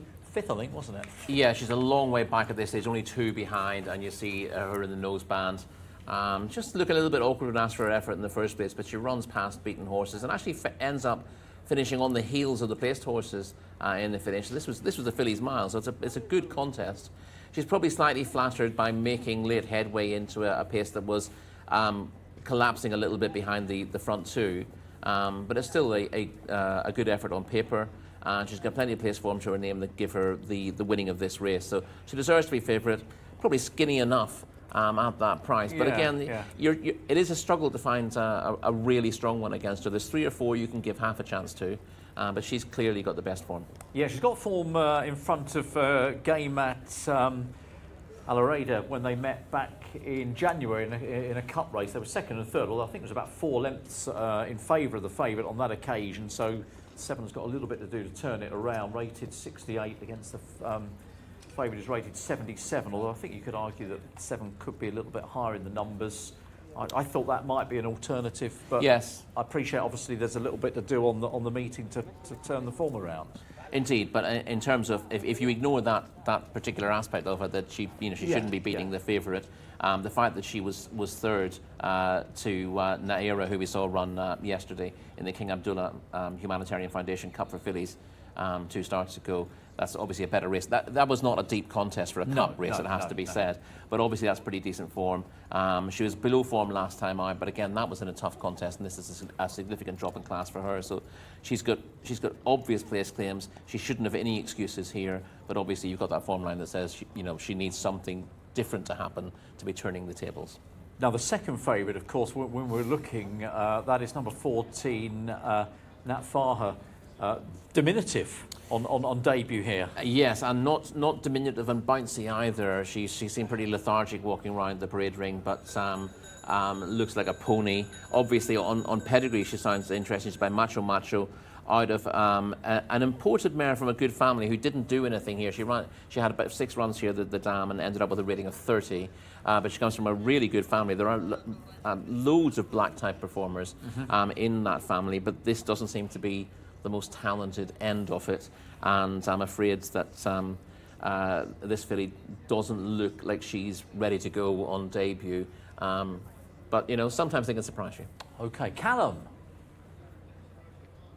Yeah, thank you very much, guys. Just some update from the paddock. If you like the 14, you're a braver man or woman than I, because I cannot have the 14 at all. It has been an absolute nightmare in the parade ring, more like a cow than a racehorse, sort of planting itself, having a big old look around, very, very small, underdeveloped. I know the connections are obviously very powerful and looking to win an owners championship, or at least tie an owners championship, but I could not have the 14 in a month of Sundays. The 3 were just getting the feet done by the farrier, and you will notice that the 5 is ridden by Louis Morales, who is here. Louis Morales overslept. That's what happened to Louis. He didn't make it for his first ride. He is back now in good spirits. So we're also having some issues with the 16 as well, who's just a little bit having some issues around here in the start as well. So it's all kicking off here. The paddock pick for me will be the debutant, the 15. That's the pick of the yard for me. The only reason I couldn't go with the 18, who is very much liked in the market, is she is just getting a little bit on top of herself.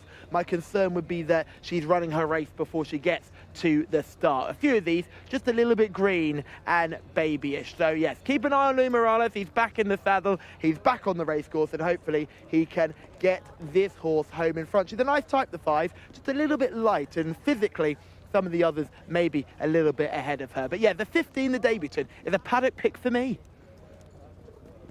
Yeah, I'm just trying to weigh up, when a jockey misses a ride, winning ride, jockey's overslept. Are you then, as that jockey, coming to the race and thinking, I need to make up for this, Yeah. I'm that much more determined, I'm going to get the best I possibly can? There's also a fine from the stewards as well for missing a ride. Well, there we can make up loss of income then, I suppose. I was looking at the stewards report from last week, and I saw that, again, we had a similar scenario in the first race. One of the jockeys didn't turn up on time, and there was a jockey change. But then my eye was drawn to another fine there. One of the trainers got fined because the groom of the horse was wearing the wrong colour pants. Yes, I saw that. Yes. Yes. I would imagine yeah. trousers, yes. Yeah. But still. I sent Yeah, that. we're not in America here, you know. I sent that to someone from Paddy Power. I thought they'd find it amusing. Yes. Well, I need to find something amusing, obviously, after what happened the other day, but that's another story. 6 for Roberto each way is a bit of a price, yeah. A Can you make the newcomer case? by Great White Eagle out of America called Rhea Sylvia. The stable gets the occasional winner, but not associated with first-time winners as a rule. So I thought that was a little bit unlikely on paper. But again, you know, you have to make. We saw a really easy winner first time out yesterday that we'd made the same sort of comments about. You don't really know if that's all you have on paper and you can't really dig through the pedigrees. You can just look at the overall record of the stable and suggest that it's an unlikely winner. But every now and again, a small stable gets a really good horse, and good horses win races. Of course, and that's the whole thing about it, isn't it? You never quite know when one of those is going to pop up rather unexpectedly. But top of the market, not with too much activity here. I think it's probably got a lot of viewers stumped here. I mean, the way the market has set out, Rory, in terms of there being, you know, top two are taking a good percentage away. Is there anything at a, you know, when I say a good price, I'm talking about into the serious double digits. Is there anything at a good price? What price is this horse this filly, rather, number 11? 11. I would love to tell Murray. you as soon as I can find the prices again. It is currently trading at 25 to 1. Yeah, I mean, she's got a chance on the best of her form. She's been a little bit disappointing of late, but in terms of what she has achieved, she's been in the frame twice in 1200 maidens. In December and January, and her disappointing effort last time out came in a much stronger race in open company. So she drops back to a maiden. It's maybe not the strongest, particularly if you take the view, as Callum says, that the favourite is getting a bit on top of herself. We'll have a look at her shortly, and I'll make a decision whether to go with her or not. But yes, that would be the one other. I mean, I've got a short list of 5 really. Matt Murray didn't quite make it, but I thought, you know, I ruled her out just on the basis she's had quite a few chances, but she's got the form to go reasonably close. And if she puts her best foot forward, she is a player here in a fairly moderate maiden. And as I said, there are a lot of these who've shown very little indeed. I don't see too much problem with the favourite at the moment. She's coming past us now, and she doesn't look too upset. She's not getting warm. So whatever sign she showed leaving the paddock, she seems to have got in control of herself now. She's been nudged at just a fraction to 6 to 4 here. They've nudged the second favourite, Nat Farr, the newcomer, the small newcomer at 3s, and that in turn has seen the next little batch just shortening up very slightly. So now a Quail 15 is 11 to 2 with 6s. Game at Alareda is 6s from 7s, and indeed number 9. Koalis is also shortened from 10s to 9s. So, and a bit of money actually for the 5 as well, 12s to 10s. Maybe that angle about Louis Morales has caught the eye of 1 or 2. 3's been withdrawn, we're hearing. There is Bakhtar, who is making her way back to the stables, and she will not be partaking in this race. So Phil has been reduced further here. I guess she was probably a big price. She was quite a big price, yeah. I believe she was. She was 40 to 1, so she's not going to affect any markets. No closer than sort of 8th or 9th in a couple of runs over course and distance, and I didn't think she had a great chance on paper. So she is gone. Slightly smaller field now. I have to say, the more I'm seeing of Shaya, the more I think she's okay. And I don't like the. It's one of those things. You're looking for a little bit of value in the race. You're looking maybe to try to take the favourite on with this kind of profile. But if the second favourite is the 14, is she?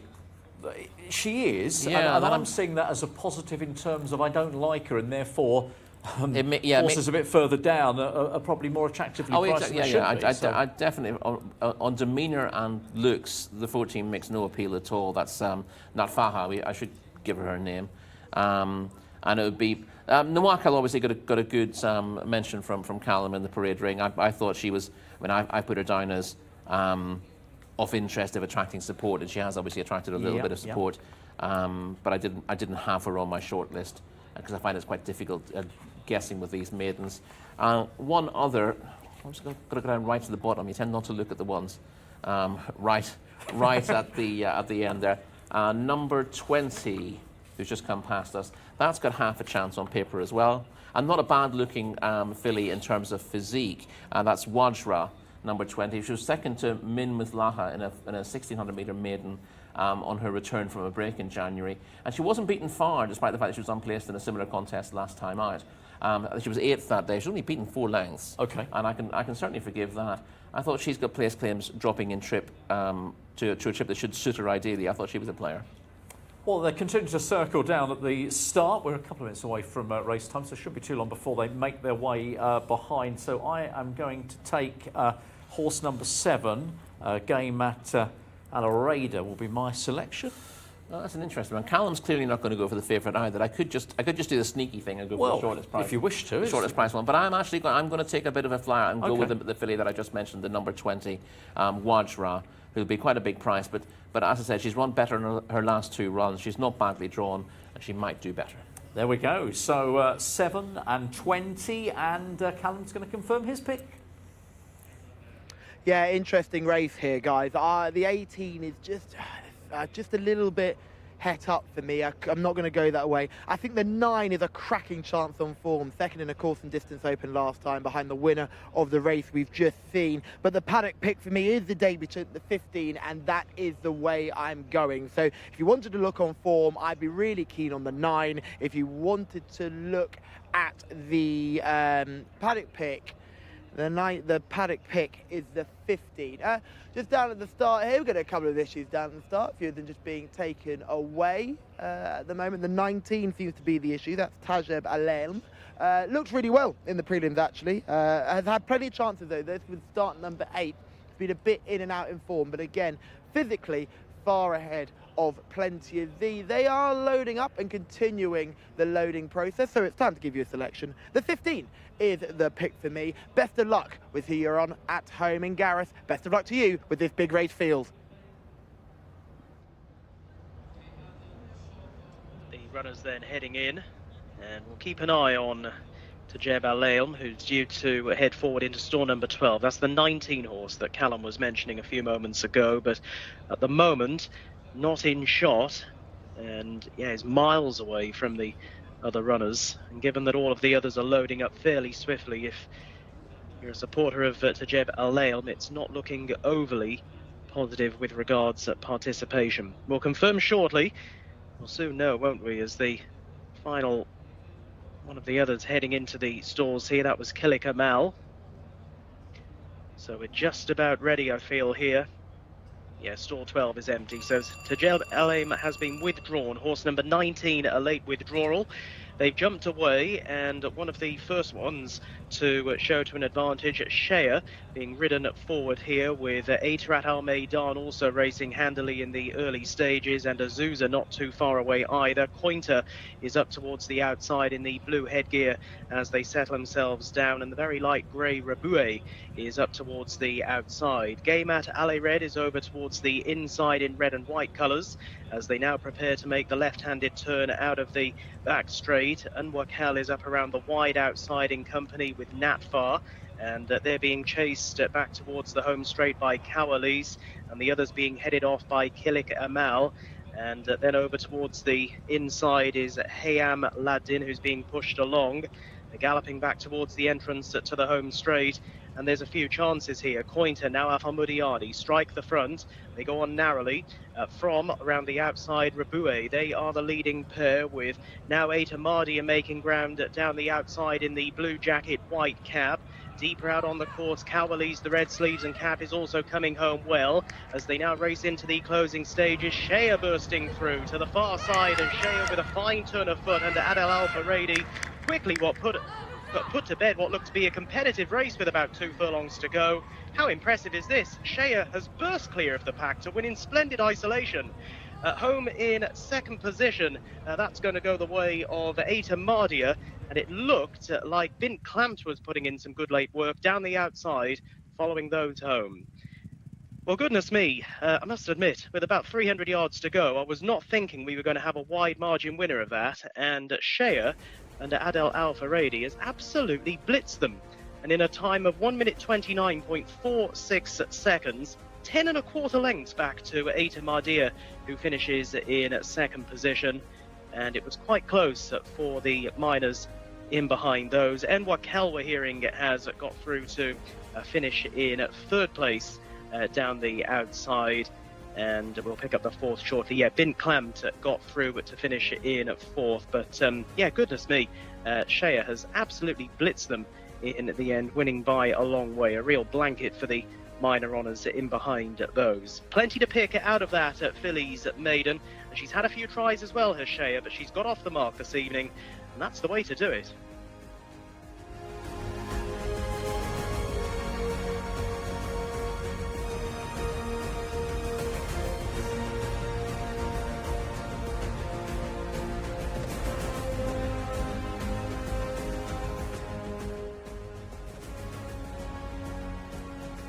Well, that'll take Adele one step closer to being a champion, of course, when that title is confirmed in a week's time. And Jcsa, well, we ended up all looking for alternatives. Look at the clock there, 1:29.46, and the differential between that time and that of the runner-up, who is number 5, Ayat Mardea. Back in third was Nawakil, 15, and 21 Bin Klamt has got 4th place. I've just been denied the top 4 there with the 5th horse, but to be honest, it was a one-horse race in the end.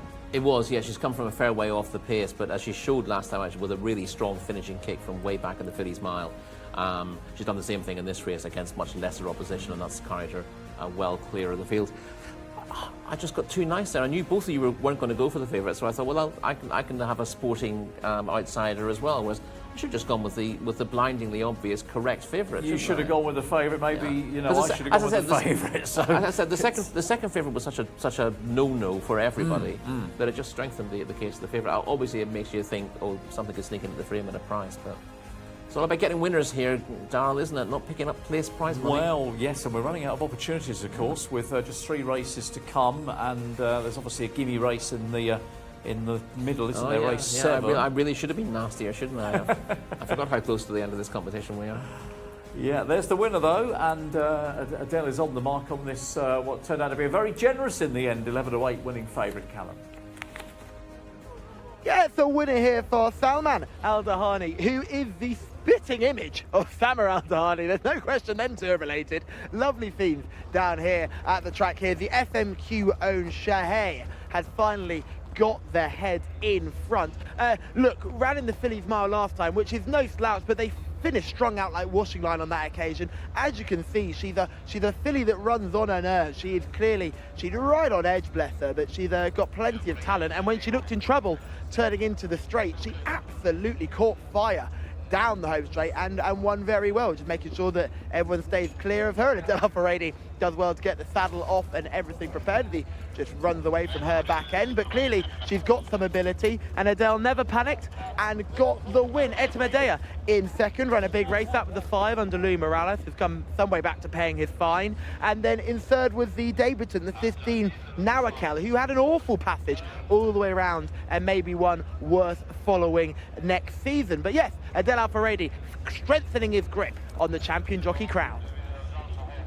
Yeah, isn't he just? And those who were with the favourite here, we were looking for another winning favourite, weren't we? Probably can't believe the manner of the victory in the end. Yeah, my concern with this Phillies run style would be that she would get behind and then there'd be a wall of horses in front of her and she'd have to peel very wide for a run. But actually, you see, the Red Seas opens in the middle of that field, and she's been able to come through, and then close behind her as well. Very Red Sea-like. And she's obviously had a class edge anyway, having finished close up in the Phillies mile last time out.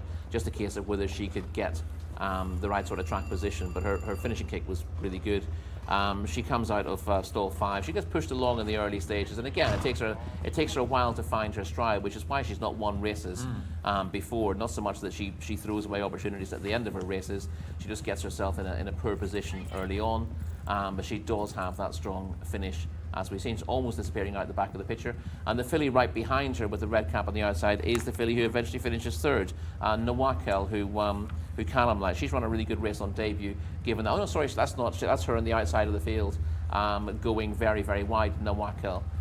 She had, as Callum said, she had a poor passage, going 6-7 horses wide around that bend. Can't have been an advantage to her. And she's done very well to keep on. Now we see the favourite making her run through the field. There's daylight. There always seems to be daylight in front of her, despite the fact she's in a big field. it just opens up everywhere for her. She was clearly the best filly on the day, but she did get a charmed run from this stage. Looked like there might be nowhere to go, and suddenly those on her outside peel off towards the outside, those on her inside stick to the inner, and there's a lovely gap for her to come through here, and she doesn't have to be asked twice to do it. And once she gets in the clear, she was always going to win, and she goes away to win very nicely. The distance she puts between herself and the rest just needed about half a moment, and yeah, look at this for a wide margin win. I mean, I guess the rider was just trying to work out what he had under him, indeed, in terms of going forward. I mean, the fact she has contested, you know, that good race last time suggests that hopefully we're seeing something. Yeah, and it pays a fair compliment to Amirat Al-Zamam, who won that Phillies Mile last time out. From I think it was a Demon in second. But yes, that was obviously a very strong contest, and she needs to find the right kind of race to show herself off. But she was absolutely different class to her rivals here. Yeah, she most certainly was. So if you've been maybe back in one or two favourites without success, this was one that hopefully has redressed the balance, and by some wide margin. So a winner for Adele in race number 5. So just the 3 races to come, of course. Got the Desert Bread to come shortly before that top finale. We've got a 0 to 3 coming up next here. That's going to be race number 6 very shortly. Going the 1800 metres. Got another big field, Rory, in this particular contest. Plenty of horses rated in the 90s. So they're a good bunch here for our 6th race. They are, yes. Obviously, in these, I would call this a non-winners of 4, yes, if you like. Yeah, there are different ways of describing that, but most of them will have won the requisite 2 or 3 races. You don't tend to get too many maidens rocking up in these, and not too many who've only won the 1 either. Obviously, opportunities are limited for winners at this stage of the season, and you do tend to find very, very competitive races.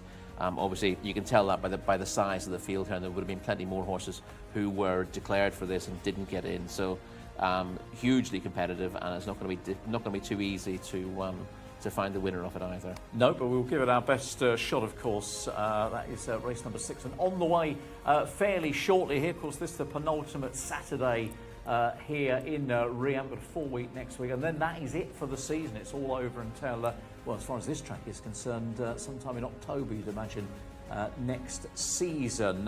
We're hearing from Roberto and from Life is Blessed amongst others this evening, and George Azaridis has been in touch as well this evening. I can see George's message in front of it at the moment. There it is. It's there, and he's talking about that previous winner, but just talking about, I think, the shortness of the price. Well, you can't have it every way, of course, George, can you? You know, that horse certainly won like a very, very good 11-8 favourite, but good to hear from you. Turkey's been on as well, kind of, yeah, just crying out, I think, for a winning wager, as everybody was going into that previous race, but at least things have turned around for those who like to follow the short ones. Right, race number 6 on the way, which is due off local time at 11:10, 11:35 for our penultimate race, midnight for the last. And if you are joining us tonight, we appreciate, obviously, viewers do join us throughout the course of the evening. We had a real breaking news story at the start of the day, which means Oisin Murphy is not here tonight. I'll recap on that when we've had the runners and riders from Gavin. Gavin? Yeah, cheers, Daryl. It's our 6th race, and again, we have a big field, 20 of them. Number 1, Ali Waji with Ayad Al Tarisi. Number 2 is Alaham Adel Al Faradi. Number 3, Baroque Boy Farhad Al Faradi on board. Abdullah Al Fayrouz rides number 4, Clifford. Number 5 is Consoling with Abdullah Al Orfi. Number 6, Exciting Days, the mount of Ziad Al Jabri. Over the page to number 7, Felfel, Louis Morales taking the ride with number 8, Indiana B, Abdullah Al Hussein. Number 9 is Knight with Fawaz Wanas now taking the ride, replacing Khalid Al Mamoni. Number 10 is Mankiata Dora with Salman Al Rashid. 11 is Mashur Eddie Castro. 12 is Nema Al Mukhtara with Tariq Al Mansour. Number 13 is Soul Stopper with Azil Al-Zahani. 14, Western City, Mohammed Aldaham.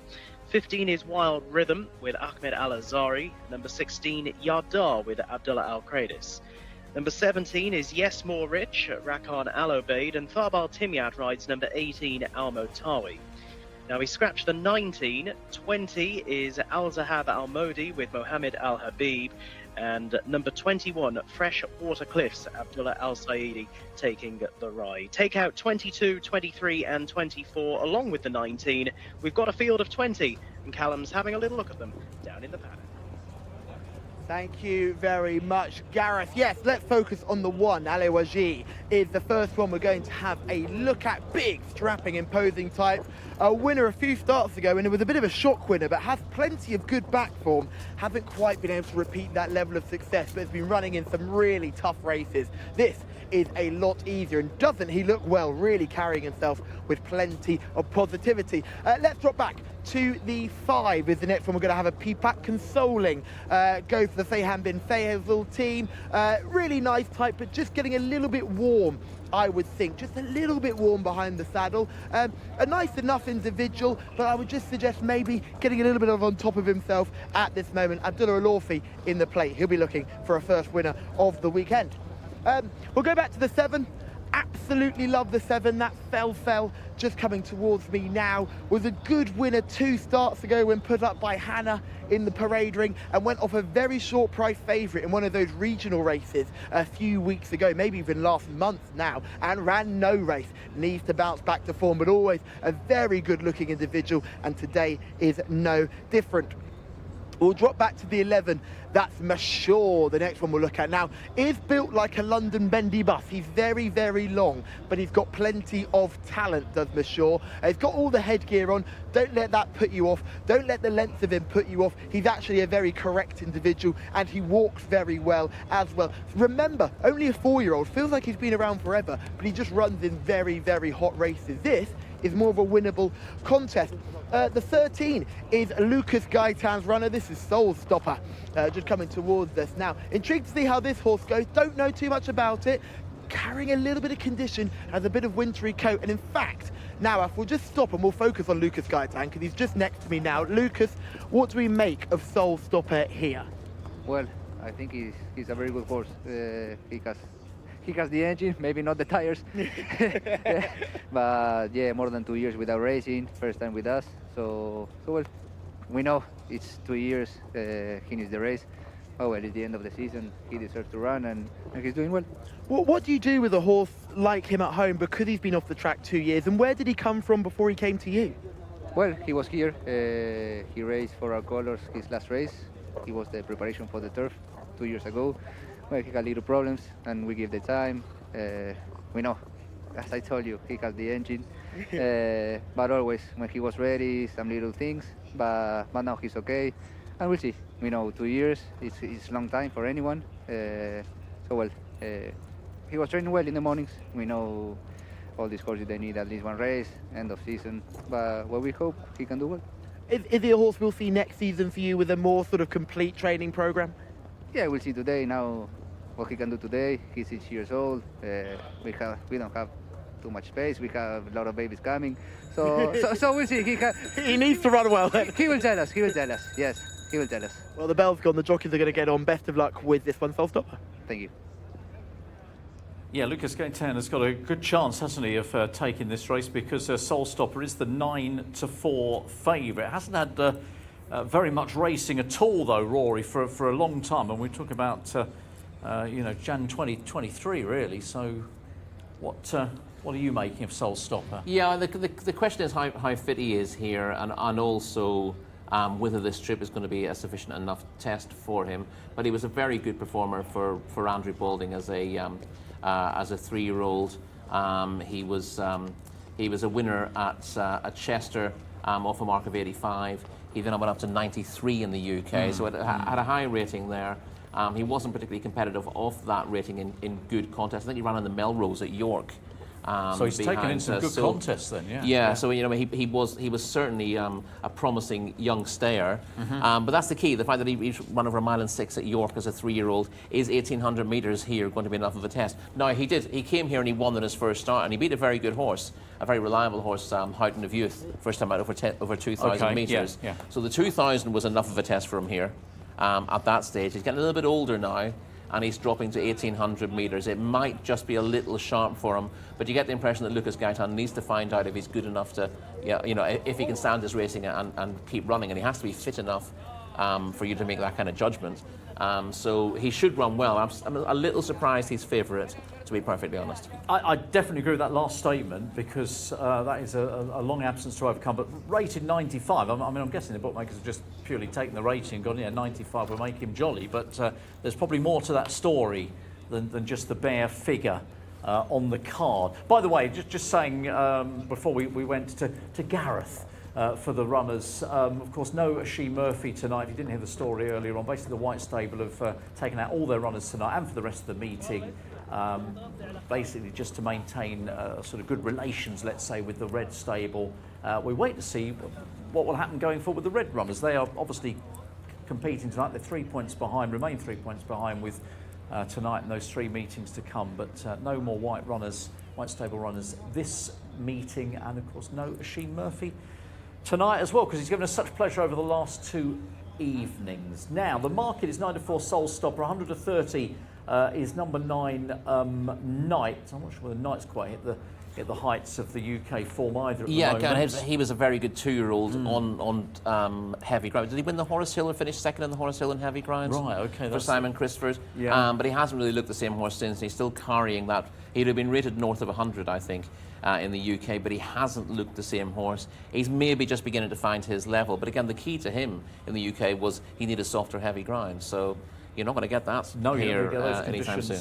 No, there is Western City going down in the same colours, of course, and also for Thema Al Dahani is the second favourite, actually. That is Yadar, who's 11 to 4. Western City is just in behind the principals at 8 to 1, and then Masur is a 12 to 1 chance, horse 11, and we've got lots of big prices. Alaham, I think I missed out in the run through there, who is 8 to 1, number 2, looking for another winner for Adele. So I like the 16. I liked Yadar, who's won a couple of times, including at this level. Been running in slightly better company of late. I thought this was a race that he could fit in quite nicely. He's off a 92. He ought to stay this trip because he's by Cracksman. And I thought that when I saw him here first, but actually he's shown his best form at 1,400 metres here. As I said, he really ought to get a little bit further. He was tried at 2,000 and he wasn't disgraced. So that was in a lesser sort of race, at sort of 65 to 80 handicap. So a slight question mark about whether he'd stay the trip. I like the Stable Companion. Callum mentioned this at the top of the show. Western City is a horse I liked a lot. He won on debut for Joseph O'Brien, and then he went into a handicap on his second start off a mark in the 80s and was beaten but not beaten far, and then he had one more run for Joseph just before the sales to prove that he was fit to go, and I know that Thamar Al Dahani really likes him. He took 2 or 3 runs just to find his feet here, and then he was bizarrely given a handicap mark of about 60 by the handicapper here, which made no sense given that he already had a handicap mark in Ireland, which was much higher. He went into a 0 to 90 handicap from, I think, 15 pounds out of the weights and absolutely bolted up in it. And he then won an open race next time out. Into Cup Company after that, and he struggled a little bit initially, but he ran well last time. Yeah, he in a ran Cup over contest. 2,000, didn't he? Last time, over 2,000. He had horses rated in the mid-90s behind him that day. There were a couple of horses in the 70s in front of him, so it's a difficult race to be absolutely confident about. But he's back in form. His most impressive performance came over this 1,800-metre trip as well, and I'm going to give him a chance to bounce back to his best form here. Okay, so it looks like we're both with the same connections, but on different horses potentially here. Others that you should consider, I suppose, towards the top of the market. I had Masur sort of not too far behind them. The 11 as well, who ran well in a 1,200-metre open, a couple of runs ago. But for me, you don't quite know when he's going to turn up and put his best run in. Yeah, so Callum quite liked him in the paddock. Freshwater Cliffs is another one who can occasionally look above average, but he can sulk as well if he doesn't get his own way. And a rating of 77 suggests he might just struggle here, but he's the type who can pop up occasionally. Yeah, two from 55, I think, for wins, but he's definitely got ability in terms of making. And he bolted up over this course and distance last season, making all the running. So this is his ideal trip as well. Right now, gathering down at the start then, so not too long if you are still finalising your choices. Let's confirm our selections here. So I'm going to be with number 16, Yadar. And I'm going to be with number 14, Western City. Thank you very much, Rory. Let's get back to Callum, get confirmation of your choice, Callum. Yeah, thanks guys. Really looking forward to this race. I put it up as the highlight of the card so far, and I can't wait to get stuck into it.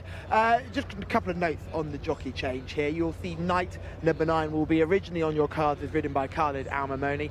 Fawaz Wanath has taken the ride on that one. Khalid Al-Mamoni took a nasty fall and got a bit of a kick.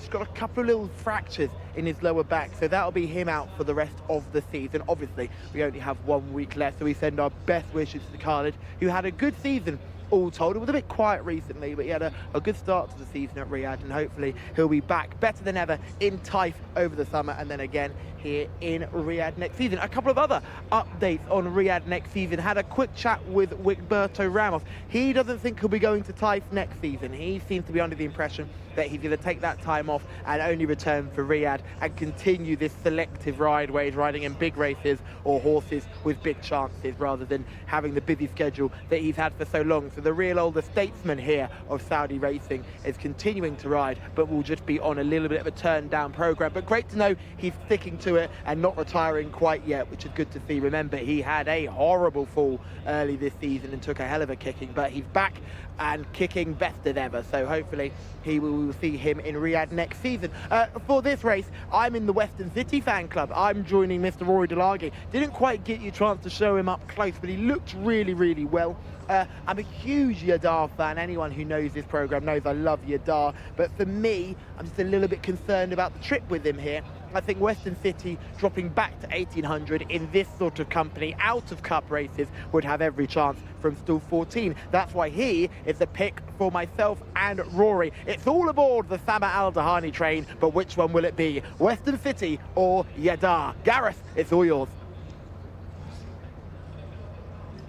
Cheers, Callum. Runners heading into the stalls then. One of the highlights on this evening's card. It's a competitive looking race. Soul Stopper returning from this lengthy absence, the 9-4 favourite on the international betting market, with Yadar at 11-4, Knight at 130, and 8-1 Alaham and Western City. Ashur at 12-1, and Ali Waji did look very well beforehand. Top horse here with Ayad Al Tarisi. That's a 20-1 chance, as we just see the 10 Mankiata Doro. Dismounted at the moment. Salman Al Rashid will be getting back in the plate shortly and due to head forward into stall 9. So right in the middle here as they continue to load up one by one. Barak Boy heading in under Fahed Al Faradi, and Alaham slotting forward as well into the widest stall here, stall 20. Down to the final few. Consoling heading in. Looks like Wild Rhythm is still out of line. That one to slot into the inside stall, stall 1, and completes the set. 1800 metres in front of them here.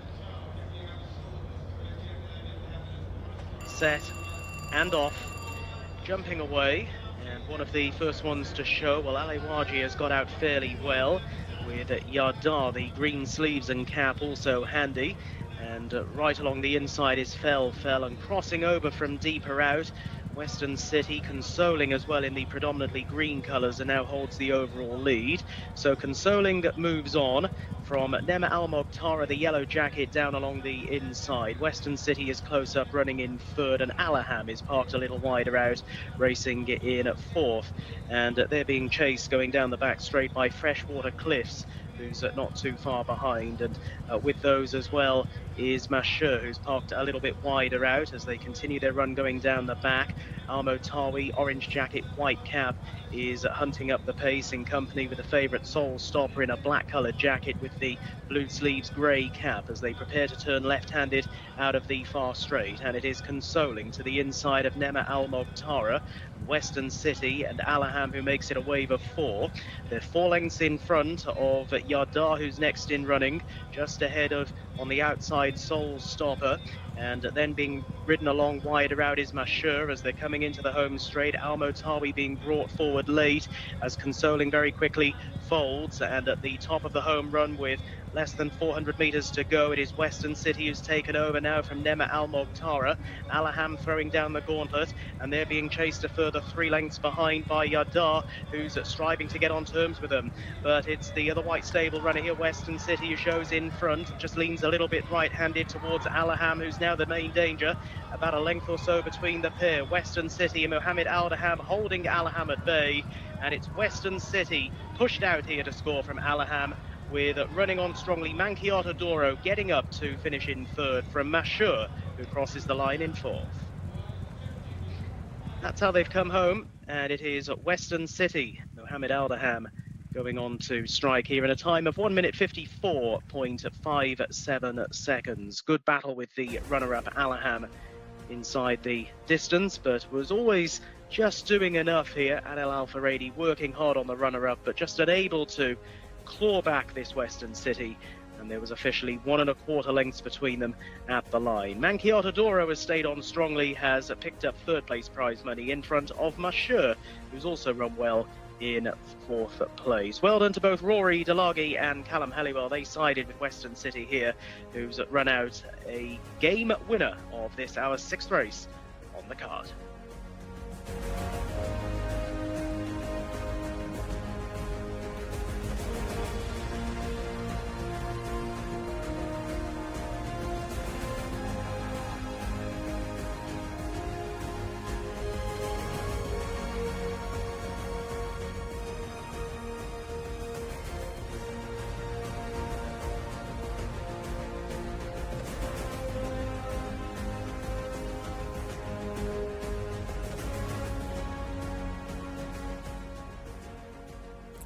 Yeah, well done to Rory and of course Callum as well. You teamed up, you selected Western City, and around about an 8-1 chance, I think, in the end to beat number 2 Alaham.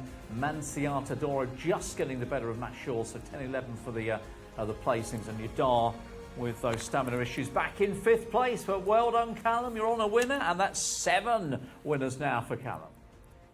Yeah, about time too, Darryl. It's been a very good day for the Aldahani. And Zama has got a success here as well. Western City, he showed lots of promise early this season. Has found it a bit tougher in cup races, but back in non-winners of 4, he's loved it. Off, I would say off, you know, because you know it's real, you know. They're talking about me to catch Jerry Barton, and they stop all my horses. If you see all my races, the horse is traveling too good, and that last for long, they stop directly. I don't know why, from the gut, but I'm happy. This horse, he progressed too good and he ran too good, and I know him. He's very well to win. Last week, he's been crossed all the way. He cannot. He didn't find the door. But today I tell Muhammad, don't wait, just go. And he didn't stop today, which was the main difference. So a lot of your horses have struggled late in the races, but today he didn't stop. Yeah. And his weight is the top, 62 kilo, 4 years old. I'm happy with him. He's a good horse. He's the one that's very exciting for next year, I think, because he is a cup race horse, isn't he, really? Yeah, he's a good horse. He'll be next year from the top of our horses. Well, we can't wait to see him. Go and celebrate with him. Thank you.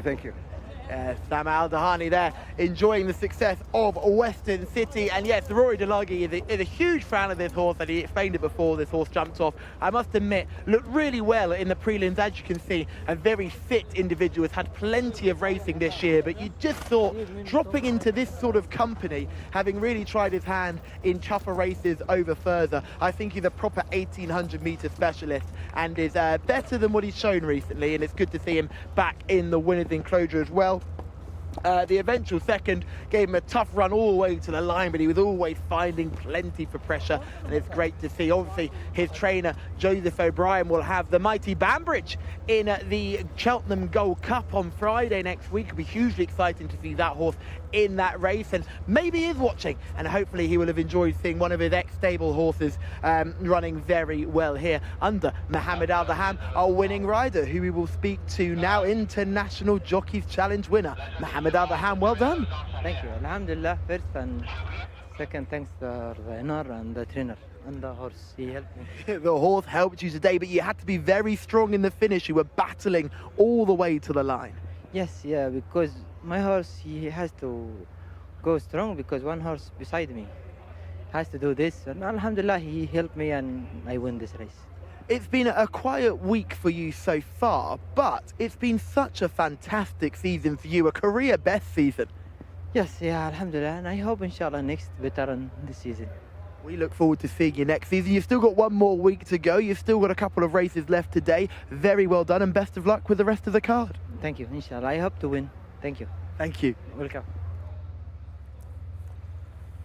Yeah, what a good performance that was, and a nice price in the end, wasn't it there? Western City, well done to Mohammed Al-Daham and Thema Al-Dahani, and of course yourself, Rory, as well, and Callum, and an 8-1 chance, really. Good price.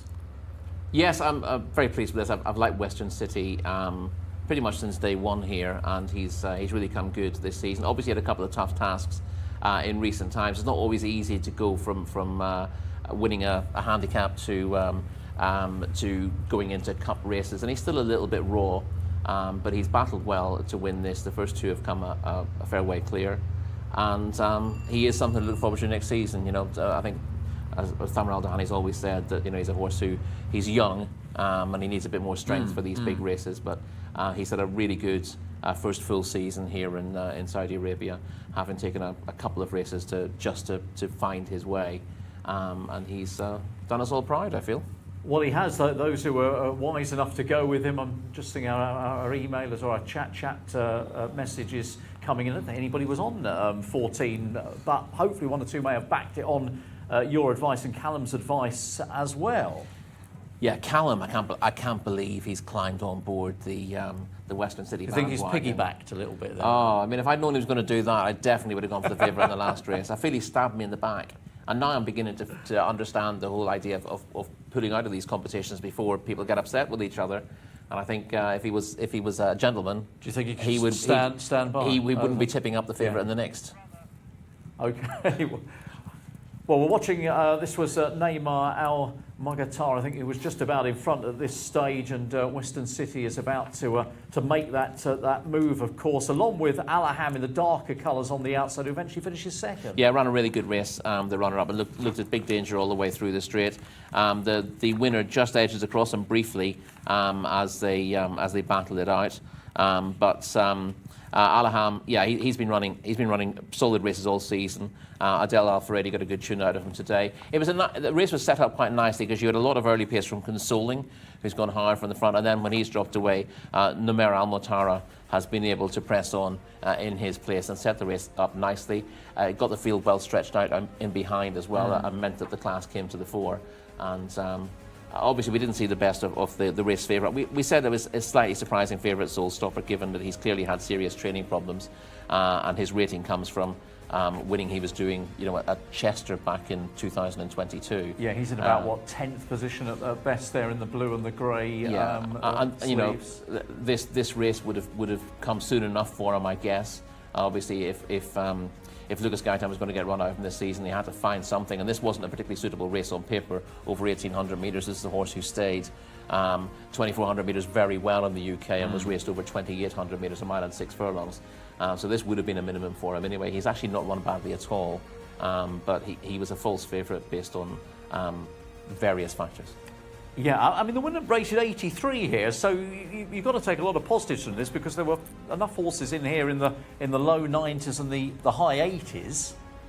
So he's done well, hasn't he? Here he has. Yeah, when he won his handicap, he was effectively rated 71, I think, and then he could have run on a handicap after that, but But we wanted, Thamar Al Dahani wanted to get him in open races and cup races, so rather than running him in a handicap off a revised mark of, I think it was 74 or 7, it was only a couple of pounds higher than he won off, even though he won by about 6 lengths.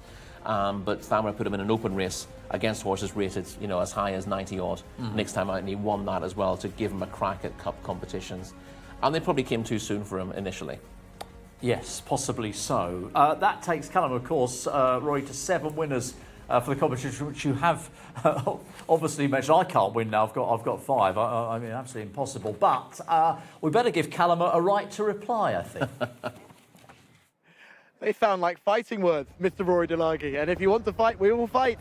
But no, Western City was always going to be a Paddock pick. Unfortunately, we couldn't see him in the parade ring because I wanted to grab a word with Lucas Gaitan about that favourite. But it's been really intriguing because when you watched him go around, it was him and Yadar that both stood out, and they were both the picks of the group. But the trip kind of looked more in Western City's favour. I would also like to mention that we did mention him at the top of the show as well, Mr. Delaghi. So although he is your favourite, I did hop on the bandwagon this time. I haven't seen the horses for the next race. They've only just come into the parade ring behind me. So once Gareth Topham has done the runners and riders, I will let you know who I like in the parade ring. Thank you, Callum. This is the Jockey Club Cup for Desert Breds, and number 1 is Gaifa Alsbibia with Rakan Al Obeid on board. Number 2 is Mursal Al Khaladir, Naif Al Anazi. Number 3 is Murad Mudhafar with Mohammed Al Ubail. Number 4, this is the hot favourite, Suwaiti Khalid Al Khaladir, Adel Al Faradi. Number 5 is Nofat Al Khaladir with Fahid Al Faradi. Number 6 is Sarihat Al Khaladir with Abdullah Al Saidi on board. And over the page to number 7 to Hamiyat Al Khaladir with Azil Al Zahani. It's a full field of 7. This purebred Arabian contest. Callum's having a look at them. Thank you, Gareth. Yes, just the 7 going to post in this Jockey Club Cup for the Desert Breds, and the first of them is Gaith Al Sibia. Not really much to say about the 1, except could compete in a pony competition. Absolutely tiny. Has clearly had runs elsewhere, but very, very hard to like in the parade ring. I couldn't go near the 1. Murshal Al Khaladir is the 2. This is one I like a little bit more. Look at the difference in physicality here compared to what we've just seen. This is the 2. Very nice type here. Owned by Khalaf Rabah Al Sharami, clearly a team that do very well here, the Khalaf racing team. The horses are always immaculately turned out, and we'll be looking forward to seeing Naif Al Anazi on board. Nice mover, nice looker, looks well in the coat, and far more athletic than the first one we saw. Murad Mudafa is the next horse. That is the 3. Very similar to the 1. Quite small and babyish, just really not filling your eye totally when you look at this one in the parade ring. Doesn't do much for me, and I couldn't make it my selection here. We drop back to the 4. This is Suwaiti Khalid Al Khaladir. On rating, should win this going backwards. Obviously, isn't the most stunning to look at in the parade ring, I can't lie, but has got plenty of wins around here. Probably just shy of a 30% strike rate when running here at King Abdulaziz Racecourse under Jcsa rules. Not sure what he's been doing outside of that record, but it looks very hard to beat here, this 8-year-old by the mighty Laith Al Khaladir.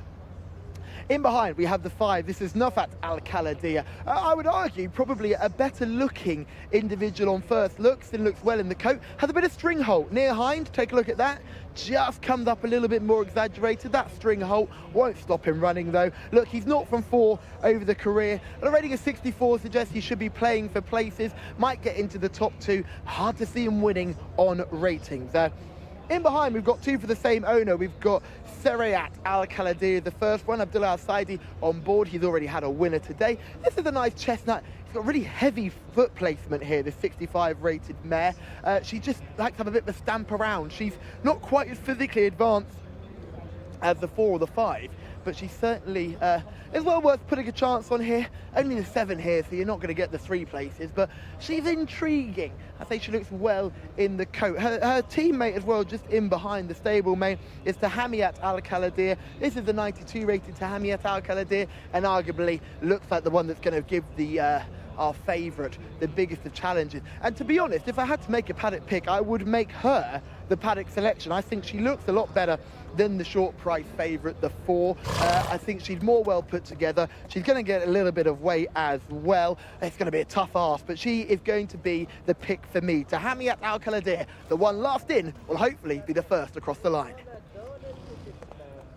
Yes, it's all about the what the eyes see, of course, in the paddock. And Tahamiat Al Kaladir catches Callum's eye, 132nd, and in theory, the only horse that can, well, I'm going to hold a candle to, even hold a candle to the favourite. But we're going to have a look anyway at Suwaiti Khalid Al Kaladir, who is running in much better company, of course, last time. He's going to fade away, but yes, you know, 5th in this race compared to the company today is in a different league. This race was won by Turkey Al Kaladir, who isn't the horse in front. The horse in front should have won, and then has decided to head to the stands on the last furlong.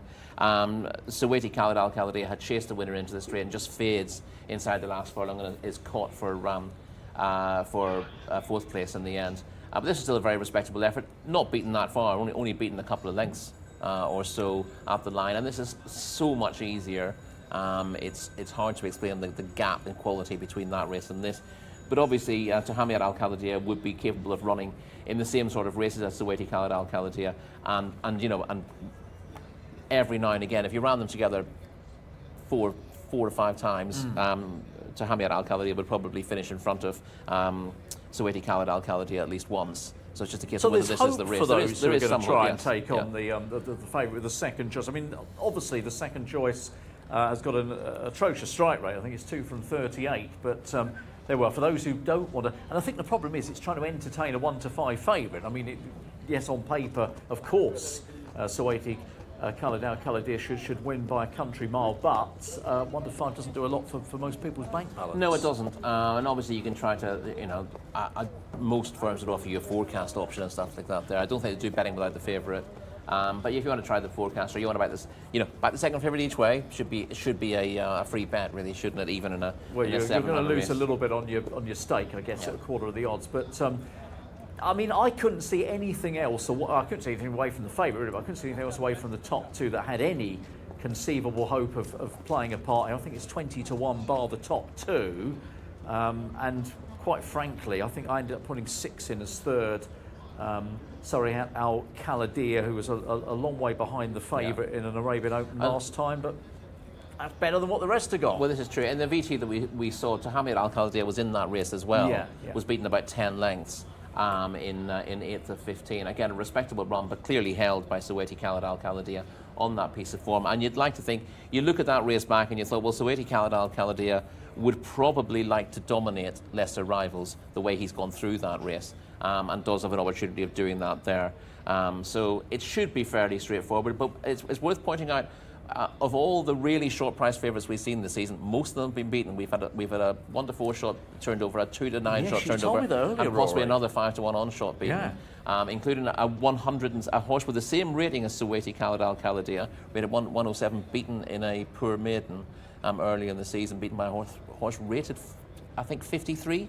So it just shows that it can happen, and it does happen. Yes. Okay, that's very interesting. Hi to a machine who's joined us. Roberto says best Saudi jockey. That refers to Mohammed Al Daham after his win in the previous race. Adil is with us as well, and Sham and others. So thank you very much for getting involved on the chat. Still time to do so if you've just joined us here on this penultimate race this evening. Of course, a really good North America Cup to come after this. We're getting very excited about that race with a host of horses rated in the hundreds and the high 90s. Right, they head on down to the post. So are you trying to sort of second guess how Callum's going to play this? I mean, I think Callum has basically nailed his colours to the mast with Tahamiat Al Kaladir. And again, if you're thinking of going that way, only one of these has won at the trip, and that is Tahamiat Al Kaladir, who's had 14 starts over this track and trip and won 1 of them, whereas Suwaiti Khalid Al Kaladir, who's 1 to 5, 7 races over course and distance, has finished 3rd once in those 7 races. So, you know, there is a chink of light there if you want to look beyond the favourite. But I won't be. I will be selecting Suwaiti Khalid Al Kaladir because I was nice earlier on and I shouldn't have been, and this time I'm going to be nasty. Okay, right. Locked in for the 4 then for Roy. I've kind of got no chance, even if I play the game of being with the 7, because I'm not going to be able to get anything if Callum is on the 7. I'm kind of hope that Callum is on the 4, but there's nothing. It can't impossible to pick anything else. So I'm going to have to be on Tahami Al Khalidiyah, horse number 7. You don't think there might be improvement to come from No Fat Al Khalidiyah? Well, what did I say about the 5? Mid-division kind of at best, really. Yeah, I mean, look, rated 64. They're just such a long way behind, I know, aren't but they? but if you're running in maiden races and getting beaten, you're going to end up with a lowish rating, even if you need the experience. And, and as I said, we have seen horses with lowish ratings winning these moderate races. Obviously, if you get 4 or 5 really good purebred Arabians in a race, the 60 rated horses don't figure at all. But you know, boil it down to 1 who should win, and it's much more likely that you're going to get a bit of a boil over. But the idea of getting the 2 market leaders both turned over, though, getting 1 beaten is possible, but seems unfortunate. 2 would be careless, wouldn't it? Yeah.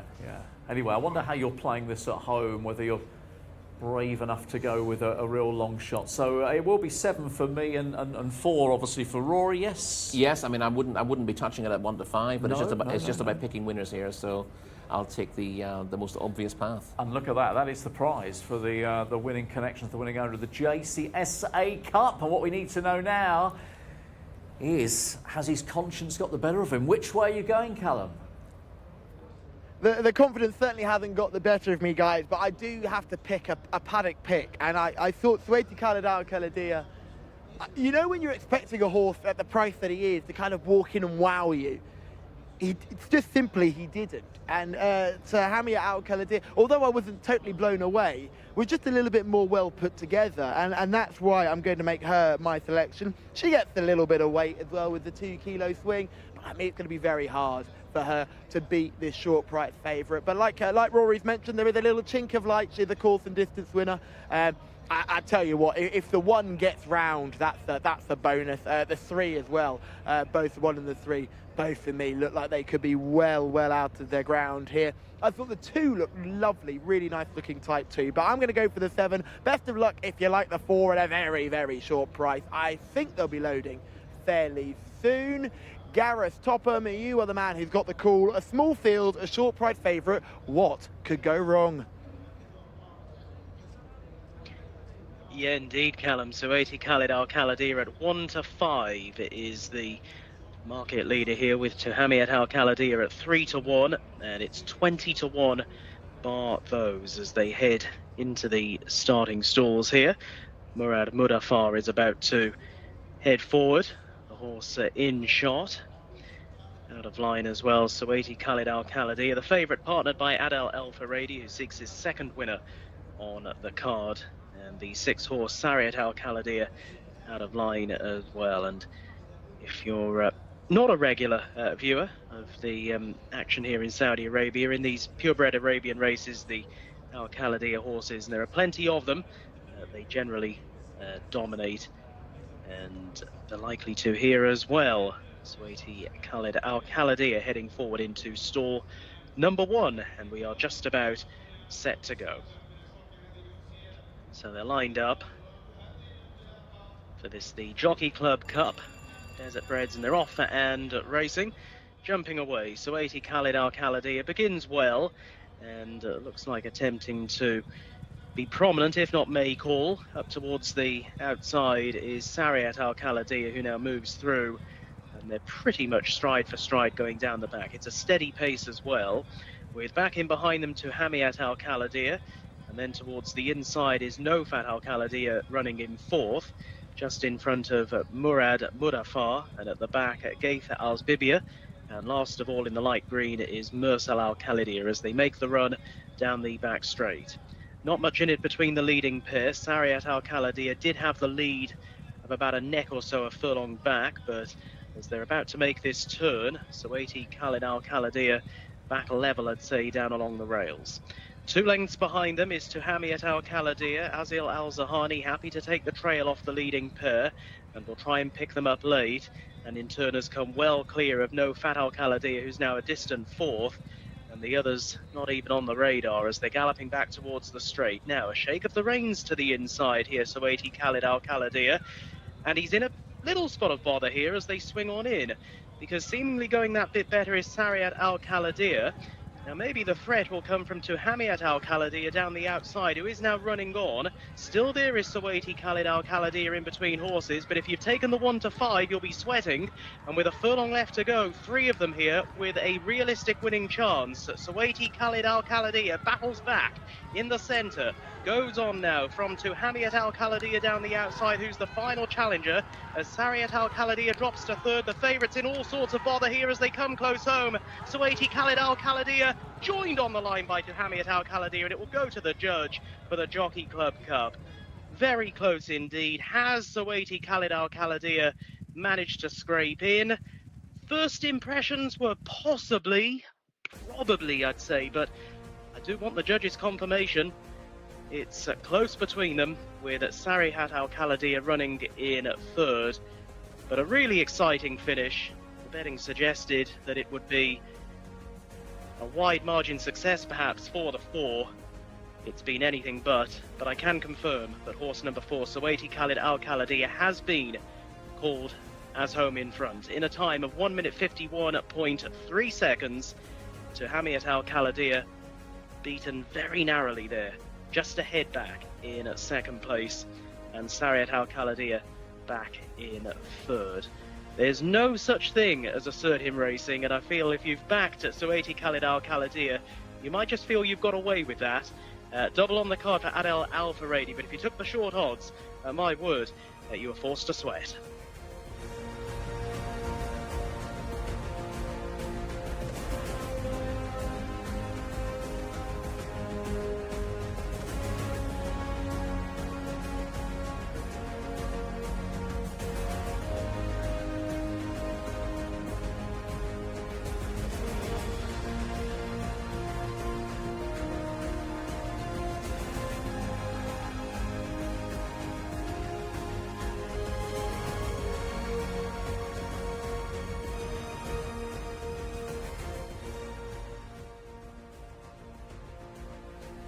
Well, it was certainly a dramatic finish, wasn't it? And in the end, anybody who's just checking the result out in the morning would go, well, of course, Suwaiti Khalid Al Kaladir won the race, the 1 to 5 favourite. But goodness me, we had the producer calling 3 different winners, I think, during the final furlong there, Rory, because, well, we didn't know. Nobody knew, did they? And there was a moment where even Sariat Al Kaladir, who was the 20 to 1, I think, third choice, travelled best, chance. really, in the race. Absolutely. Yeah.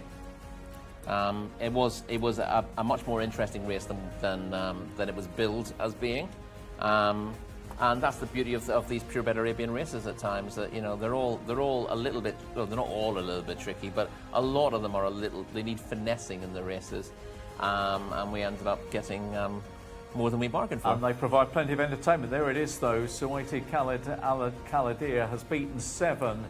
Tuhamiat Al Kaladir and 6 Sariat Al Kaladir. Let's go to Callum then to find out more about this winner. Suwaiti Khalid Al Kaladir has just got home in an absolute thriller, and I honestly think that this race probably changed with the run of Sariat Al Kaladir, who arguably went far too well for far too long and had everybody panicking. But as you can see, winning connections here, including winning trainer Nasser Mutlaq, will be very happy with the end result. Adel Al Faradi having to be at his absolute strongest. His brother Abdulaziz up there first, giving the horse a well-deserved kiss as well. Lovely scenes here. Let's grab a word with our winning trainer as quickly as we can and find out a little bit more from Nasser. He's just going to talk to Adel, and once he talks to Adel and he weighs in, we'll grab a word with the trainer. But wow, what a race, what a finish. Purebred Arabian racing, yeah, absolutely love it. It'll be interesting to hear what he had to say, because I think at midway round the bend, I think that's what they're discussing now, he was just a bit behind the bridle and finding things a little bit tougher. And Adel just having a little debrief here. Nasser, very quickly, Mabruk, well done. Thank you so much. A bit scary towards the end there. No, I'm not scary. he's the best horse, and he's go with Talal and Asfan all year this season, and everything good, inshallah. Well done. And talking about Talal, off to Dubai, I hear. Inshallah, he's go Talal and Asfan go to Dubai, inshallah. Very exciting. Well done. Thank you, thank you, thank you. He hurries away, but look, he was confident. Maybe if you watch it back in the cold light of day, maybe he won't feel quite that way. But ultimately, the favourite has got the job done. Yeah, I quite enjoyed that interview from Nasser bin Mutlaq. He's got a sense of humour. You can just see the little twinkle in his eye as he talks. He didn't say never in. We should teach him the phrase never in doubt. Was there a twinkle in the eye of the favourite here, though? Do you think? Maybe. It wasn't a case of playing with them, though, was it? I suppose you could argue that he was playing with his rivals, but I don't think so. Probably not ideal to be stuck on the rail early on, and looked a lot happier when Adel pulled him off the rail and got him between horses. That's made a big difference. But he was drawing where he was, and it looked like he would have a fairly straightforward opportunity. But I think it was more of a curse than a blessing, being in the box where he was. I was going to say he would have preferred a stronger pace either, but essentially the third, who's made most of the running, has just hemmed him in a little bit and controlled the race. And there are very few of these purebred Arabians who will quicken, certainly immediately. So you need to have time to get them to hit top gear. And he's just ended up hitting a flat spot at the wrong time. But Adel did exactly the right thing. Rather than just driving him on the inside, he switched him, allowed him to find his stride and find his rhythm. And although he was all out to hold on, he was game enough in the finish, wasn't How much of a factor then was having Adel involved here? I mean, has he made the difference, or is it just a case of the favourite consenting in the end? It was a very good ride. You assume that it's going to be an easy ride on a horse like this, but as we've seen often enough this season, it rarely is. I'd hate to be a jockey going out to ride a long odds-on shot in a purebred Arabian race, because it's never a case of point and shoot with most of these. He's about 3 lengths down now as we come to the bend, and he's had to get serious. But the key is getting him 3 or 4 horses off the rail and giving him something to shoot at then, and that's helped him to engage. So it's a very good ride by Adel, but you can't say that either of the other 2 jockeys involved in the finish have done anything wrong at all. No. But he doesn't make many mistakes, Adel Al-Faredi, and he didn't make a mistake here and got the job done by a very narrow margin. But he was always just holding on, wasn't he? It wasn't like 2 yards after the line he was beaten. You get the impression, as you see them just going past there, he's actually holding that lead. So he's happy to allow them to come to him, and then he finds a little bit. He's also sort of moving off a true line a little bit and just forcing his rival. Oh yeah, I mean, exactly. Yeah. And Adel's a very good jockey, and he's always going to do that because it maximises your chance. And we have seen one race this season where we had a disqualification with oddly enough, Adel's brother, Fahad Al-Faredi, doing this a little bit to extremes and causing interference in what was actually the best purebred Arabian race we've seen this season, but at the big meeting for purebred Arabians. And of course, these are desert breds. We were talking about this earlier, weren't we? So, did we get to the bottom of? Well, I was hoping that Callum would deal with that, and maybe we get an official explanation here. But essentially, my understanding is that desert breds. Wonderful trophy. Sorry to interrupt you, Rory. But it's a lovely trophy, and it's nice to see that presentation. And again, a big smile on the face of Nasser bin Mutlaq. But yeah, the desert breds essentially they come from particular bloodlines that are the purest Arabian bloodlines. So you have to have certain stallions, and they have to trace back to the foundation stallions as well. Now we've got a fantastic race, haven't we, to come? The North American Cup a little bit later on, and it's coming up, isn't it, with the runners and riders for the final race tonight. Once again, our many thanks to Gareth Topping. Cheers, Daryl. It's the North America Cup, the final race of the night. Number 1 is Akfiq with Fahad Al-Faredi. Number 2 is Ben Hamrash with Abdullah Al-Sayedi. Scratch the 3. Number 4 is Courageous Knight with Victor Gutierrez. Number 5, Dahi, Abdullah Al-Fayruz. Number 6, Final Destination, Azil Al-Zahani. Number 7, Finest Sound, Nawaf Al-Mudiani on board. Over the page to number 8, Karam Alanea with Fawaz Wanas, with number 9, King of Scotia, Ahmed Al-Azari. Number 10 is Lamar with Ayad Al-Tarisi. Number 11, Making Movies with Berto Ramos looking for a double. 12 is Mr. Raj, Naif Al-Inazi. Number 13, Mutashim, Rayan Altuesh now on board. Over the page to number 14, Painter's Palette, Abdullah Al-Orfi. 15, Power of Beauty, Adel Al-Faradi looks for a treble, with Louis Morales riding 16, Salam Al-Khair. 17 is Scratched. Number 18 is Super Fluidity with Mohammed Al-Yami. 19, Tap Target, Mohammed Al-Hubail. 20, Uncle, Mohammed Al-Baham on board. So take out numbers 3, 17 and 21. All of the others go. Our final race, the feature, the North America Cup. Back to the guys in the studio.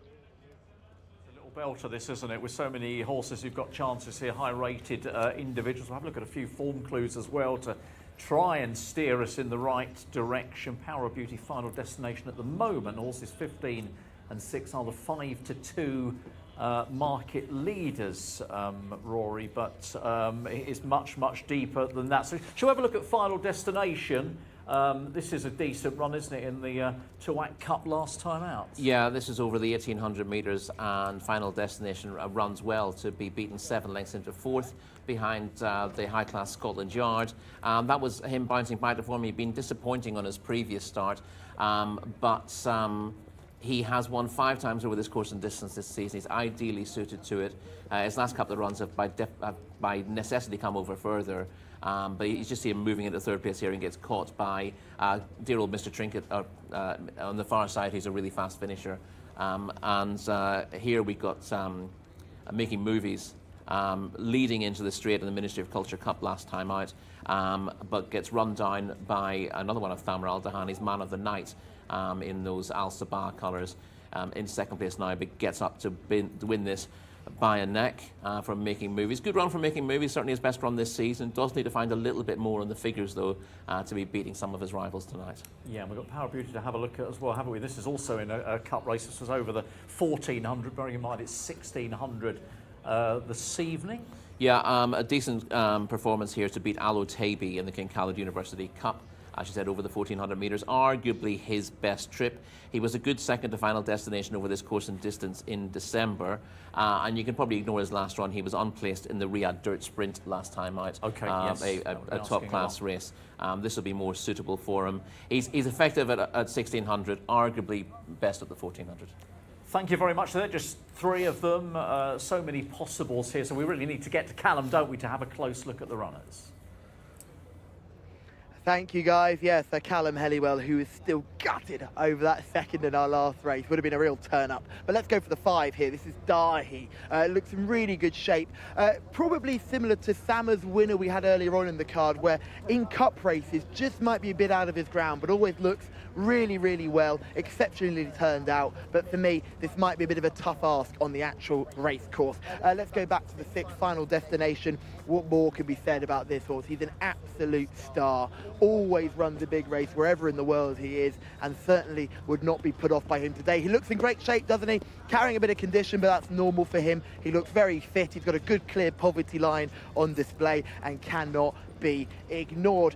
In behind is the 7, Finest Sound. This is Jimmy Jerkin's runner here, typical of a Red Stable runner, carrying a bit of chunk, and has been a little bit out of form recently, but has been running in tough races. This is not the easiest of contests, but might be a little bit of an opportunity for him certainly to have place claims. In behind is one of the better looking runners here. This is Caramel Anaya, but as you can see, keen as mustard down here, right on edge. Now I've just given some space here. You don't want to be caught on the wrong side of that. But he looks exceptional, doesn't he? Turned out perfectly and really, really on edge. The good thing is he hasn't got too warm. That would be my only positive there. But as you can see, he is bronking and rearing and shouting away. He's dead keen to get on with things today, but exceptionally turned out as per usual by the team. Let's go back a couple. We're going to go back to the 11, Making Movies, who is just coming towards me now. These colours had some success earlier on in the card with a good 3rd place for their debutant, and this is one of their stars, Making Movies, who'd been running really well of late and looks in really fine shape today. Second last time out would be no surprise if a horse of his ability could show what he's showing in the parade ring out on the track and go 1 place better. Lovely, short, powerful neck, good shoulder, good walk, good back end as well. We'll drop all the way back. We'll miss the 14 paint of Pallet, who's getting a little bit warm in the prelims, and we'll focus on Power of Beauty, the mount of Adel Al-Faradi, who will be heavy breathing after his success in the last race, but he'll have a lovely spin on this one. Power of Beauty has been in great form recently, won a good race on penultimate start, well beaten in tougher company last time out. That was a couple of weeks ago. Returned back here today in a winnable contest for a horse of his ability. Brings in a mark of 103 and should be one to watch. No negatives with the way he looks. We've got another horse rated 103 here as well. This is Salam Al Khair, trained by Lucas Gaitan, who is looking for a change in fortune as of late. And Salam Al Khair looks fantastic, doesn't he? What a good looking individual we've got here. Jockey's just having a think before he jumps on. Louis Morales on board. This would be a great way to pay off that fine, wouldn't he, Louis? So he'll be very much looking forward to this one. Lucas Gaitan, he's been tough recently, but this is a winnable contest for a horse like him. You've just noticed the reins have come loose, so he's going to have to redo those reins probably before he goes out into the chute. We're going to have a look at one more, and that's Uncle, another one of Sama's representatives. He's had a quiet week, but had that winner earlier on in the card today. Uncle will be the mount of Mohammed Al-Daham. Look, he doesn't do much when you look at him in the parade ring, does he? But he's got very similar form to his stablemate here. But for me, just looks a little bit woolly, a little bit plain, and isn't really doing it for me today. I'd be looking elsewhere. Now, it's a tough ask here, but if there was one that absolutely shone in the paddock, it would be Making Movies with Berto Ramos. Could he get a double today? Paddock pick could well be Making Movies, and I tell you what, Roberto likes Making Movies, and A, that's all we're getting, is also with Making Movies, so that could be 3 votes for 11 Making Movies at this this stage. I think he's got a bit to find. Just Making outside, Movies. yeah, just outside the sort of top end of the market. I kind of summed him up as having outside place claims at best. I mean, as long as tying in with Final Destination with Uncle, but yeah, I could see that horse maybe, you know, 5th or 6th would be, I think, a decent result for me. He's more likely to run his race than a few. Yes. But I think even if he does run up to his best, he's got a bit to find. He was, for example, beaten 12 lengths by Final Destination earlier in the season, although that was his first run for a couple of months, and Final Destination was fit. But I mean, it does suggest only 5th or 5th into rebellious stage, 2 starts ago in a 1400 metre open. I think he's just very vulnerable at this trip. To be perfectly honest. I'd just say 18 to 1 is, you know, if you don't want a speculative play here, I don't think it quite be good enough. But 18 to 1, I'm taking is quite as big as that, So who's 18 to 1? Making Movies. Oh, okay, fair enough. Yeah, fair enough. Yeah, I saw him in at a little bit shorter than that, and I thought he was a little underpriced. But 18 to 1, he will run his race. I think that's. I don't think you can be. You can have stamina worries in a race like this. Something has to give, and I think, although he was very impressive over 1400 metres 2 starts ago and had very valid excuses last time out, I just think he'd be stretched by this. Okay, so top end of the market is Final Destination and Power of Beauty. Are you able to split the two? I think Power of Beauty is they're obviously closely matched on the Golf Cup form. Power of Beauty is a little overrated, I think. That's a slightly dangerous thing to say. I like Final Destination. He did, like a few of Thammer's, just had a little bit of a blip in January. Obviously, Thammer was desperately trying to qualify as many of his horses as he could for Saudi Cup weekend, and I think sometimes it didn't. You know, it was a square peg in a round hole for some of them. Final Destination did have a couple of disappointing efforts, but bounced back to his best last time out, despite the trip probably being a little bit far for him. Dropping back to 1600 metres, he's got the beating of most of this field in some of his runs this season. And again, we've seen Thammer back in the winner's enclosure today, so that's a big positive. So Final Destination is going to be my pick. There are dangers in there. The horse in picture is one of the biggest ones. And it'd be nice to see Lucas Gaitan get back on the score sheet. Normally very high percentage trainer, but he's just...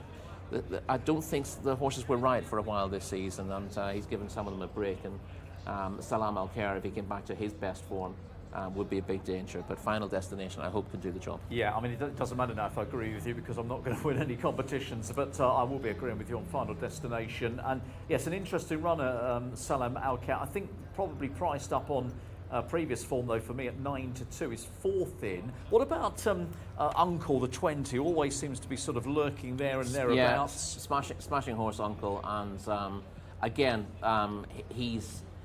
he probably was in the wrong race last time out. He ended up in the 1351 turf sprints, right? Okay. At Saudi Cup weekend, finishing 8th of 13. He tried to qualify for the Saudi Cup itself over the 1800 metres, which is too far for him in the custodian of the two holy mosques. Prior to that, he'd been running really well. Was a winner over this course and distance, beating Alman 3 starts back. Again, I think Uncle's probably at his very best at 1400 metres, but obviously a winner at this trip 3 starts ago, and I think you could ignore his last 2 runs and he will bounce back to form. But of the 2 from the stable, Final Destination is just preferred by me, but it wouldn't be a surprise to see Uncle run a huge race here. Yeah, I was kind of arguing going through the form lines earlier that I'd almost give him 1600 as one of his ideal trips as well. You say 14, but yeah, I wouldn't be surprised to see him running well. The other one we should mention at the top end, I guess, is Finest Sound, who we haven't seen, obviously, a lot of recently, but ties in with Final Destination, ties in with Uncle as well on a couple of lines. Yeah, he was 4th to Final Destination here in December, beaten just over 4 lengths in the Gulf Cup. And then he was behind Uncle over this course and distance when last seen, that was early in January, in the King Faisal Cup, a listed contest. He's coming off a 2-month layoff. Callum suggested he looked plenty big enough, right? As if he he could have done with another week of work to get fit for this. He looks to be carrying a bit of condition, but his best form again gives him a trip, and he's a 3-time winner from 18 runs at the trip. Okay, so we've just really scratched the surface, haven't we, in this race? I mean, we could talk about loads of these horses. Of course, I mean, there's a few in here that are absolutely up against it, but the short list of horses who would not shock you if they were to go on and win this race is quite a lengthy one. But so Rory's going to settle on Final Destination. As I say, I'm going to be on the same, because it makes no difference now in terms of a competition chance for me. So it's a couple of 6s here, a couple of Final Destinations. That is our final answer for race number 8. Final Destination certainly looks the one that's very dangerous here. That video form in the 2-8 Cup looks very strong form, doesn't it? Arguably, probably the best form here. Just wasn't the pick for me in the paddock. That belonged to Making Movies, who was beaten by Man of the Night last time out over course and distance when running a pretty good race. I thought Man of the Night was finishing like a train, had a few issues coming through the pack and absolutely caught fire down the straight. I didn't think it was Making Movies really stopping, but hugely excited for this contest. The boys like Final Destination. That's horse number 6. I am a big fan of Making Movies. Horse number 11, Gareth Topham. As per usual, it has been a pleasure with you all evening tonight. Best of luck with this final call.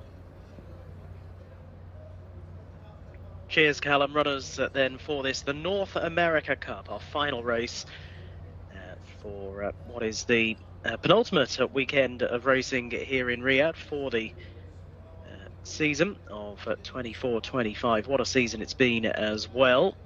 But yeah, 3 more days of racing next week, Thursday, Friday and Saturday.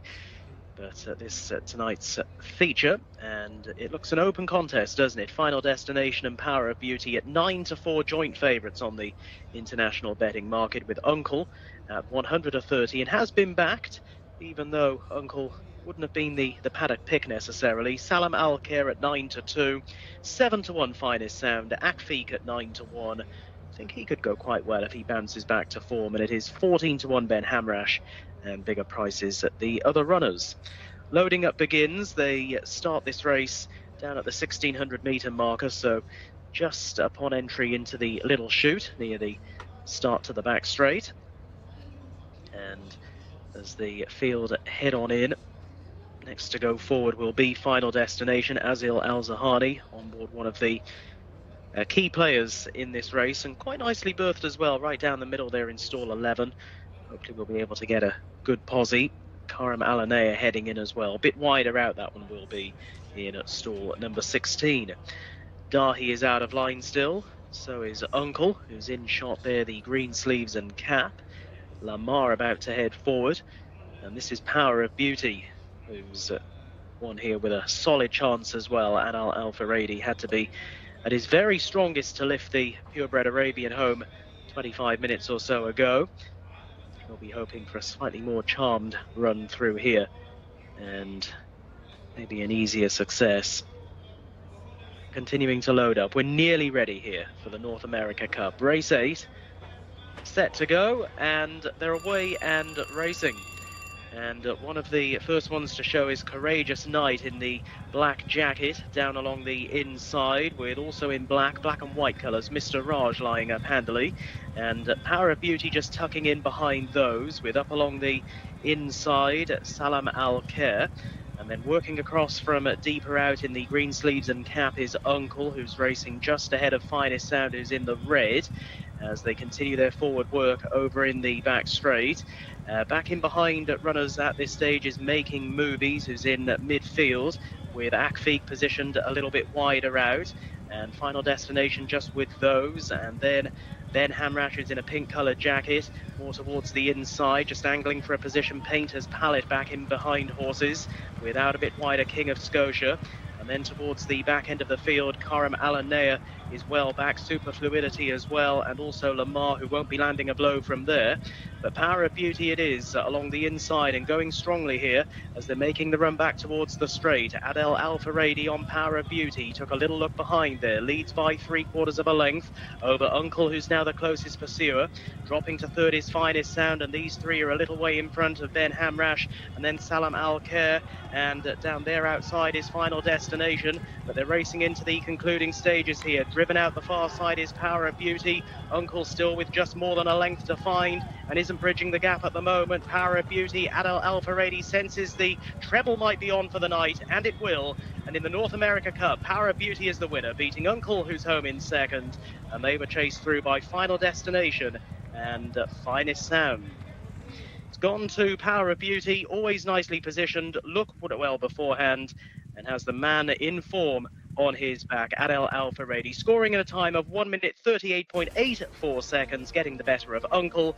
Power of Beauty wins the North America Cup, our final race of the night. Uncle's run a good race in second, beaten a length and a half, and it was 7 3/4 lengths back to Final Destination in third. All the best.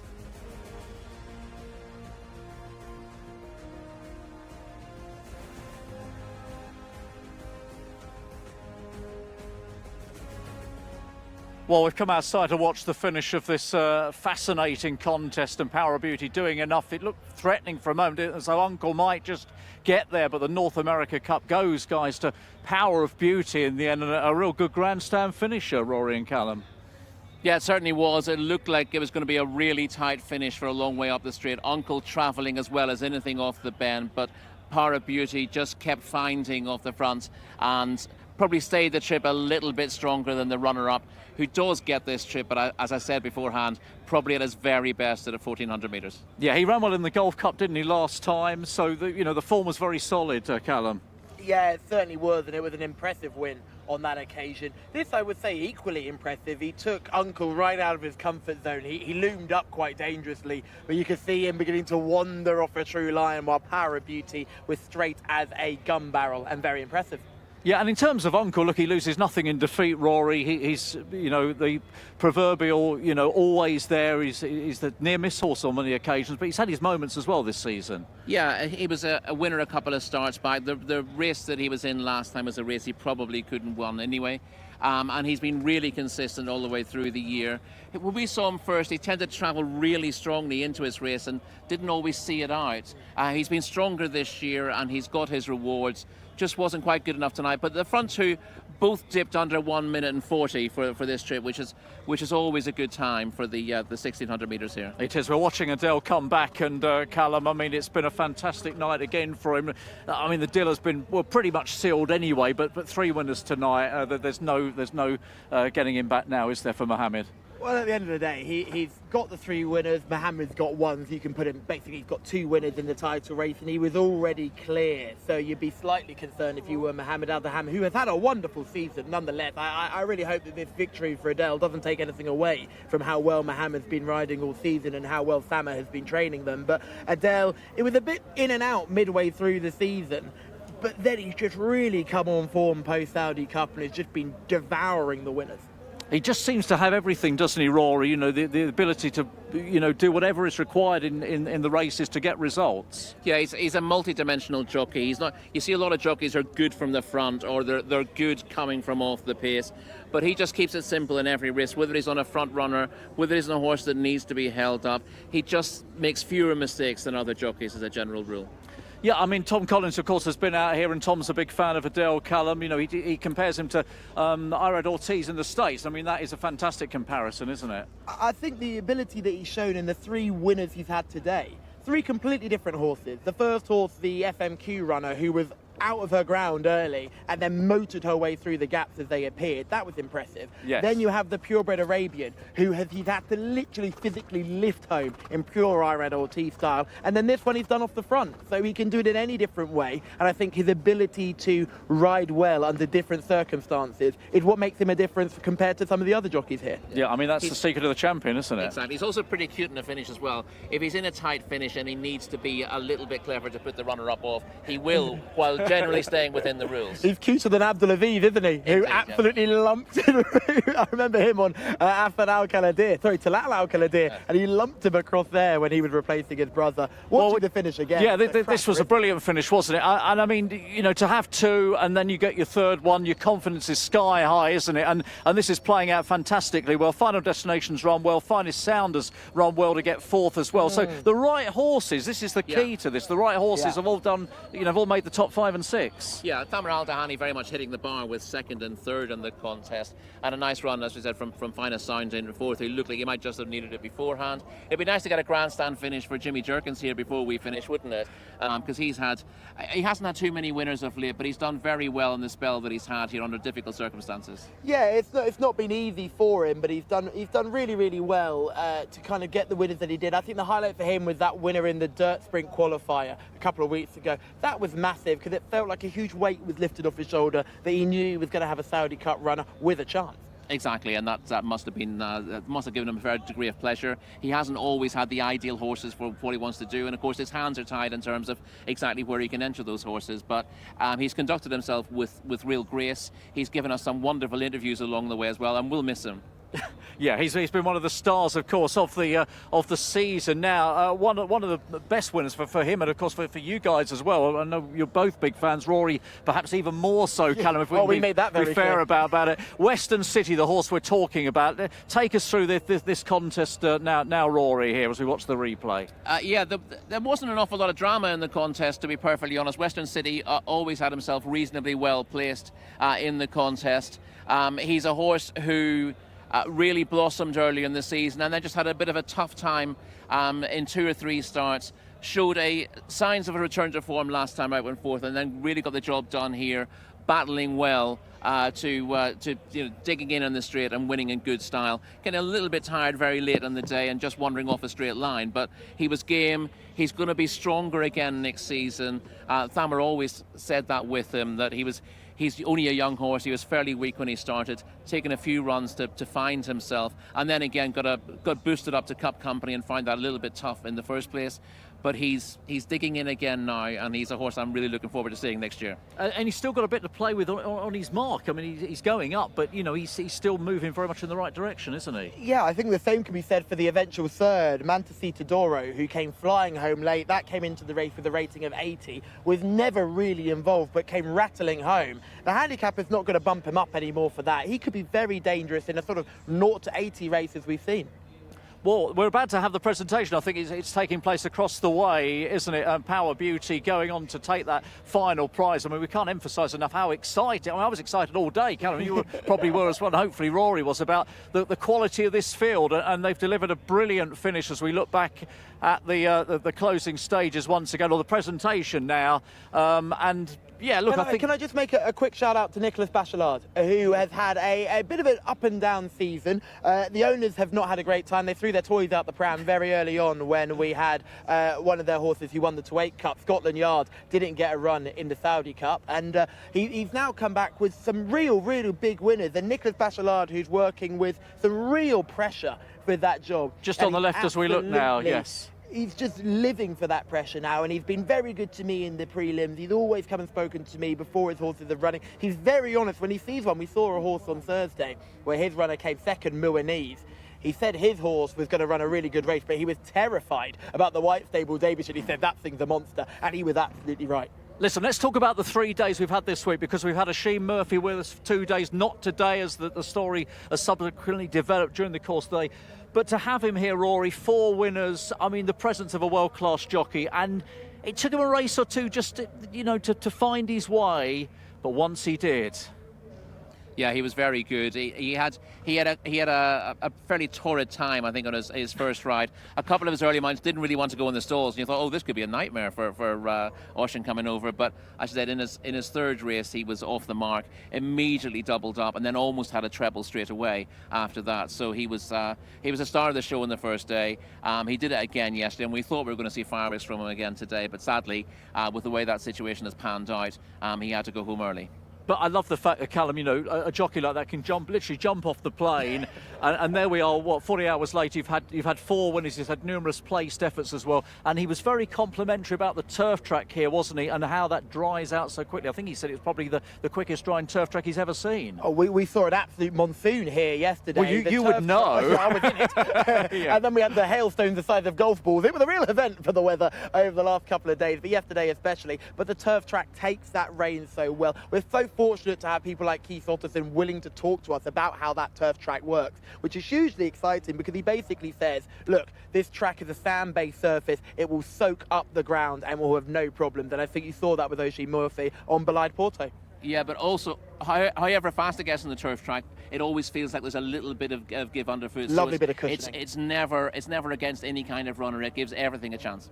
Yeah, we love the turf track here. We've loved the racing, of course, over these 3 days, and we're not quite done yet. Oh, I need to mention the tipping competition, don't I, gentlemen? Well done to you both, joint winners. I'll take third, but we'll do it again next week, of course. There's another chance for it all to turn around next week. 3 days left. The season is coming to a close. Callum, you've been here for most of it, but there's still 1 more week of racing. There's still plenty of prizes up for grab. There'll be over just shy of 20 races to look forward to as well, and I can't wait to get stuck into it. Yeah, Rory's going to start his studying literally when we get back to the hotel. Thank you for being with us tonight. We will see you again on Thursday. Of course, it's late start meetings again all next week. For now, though, from us all here, good night.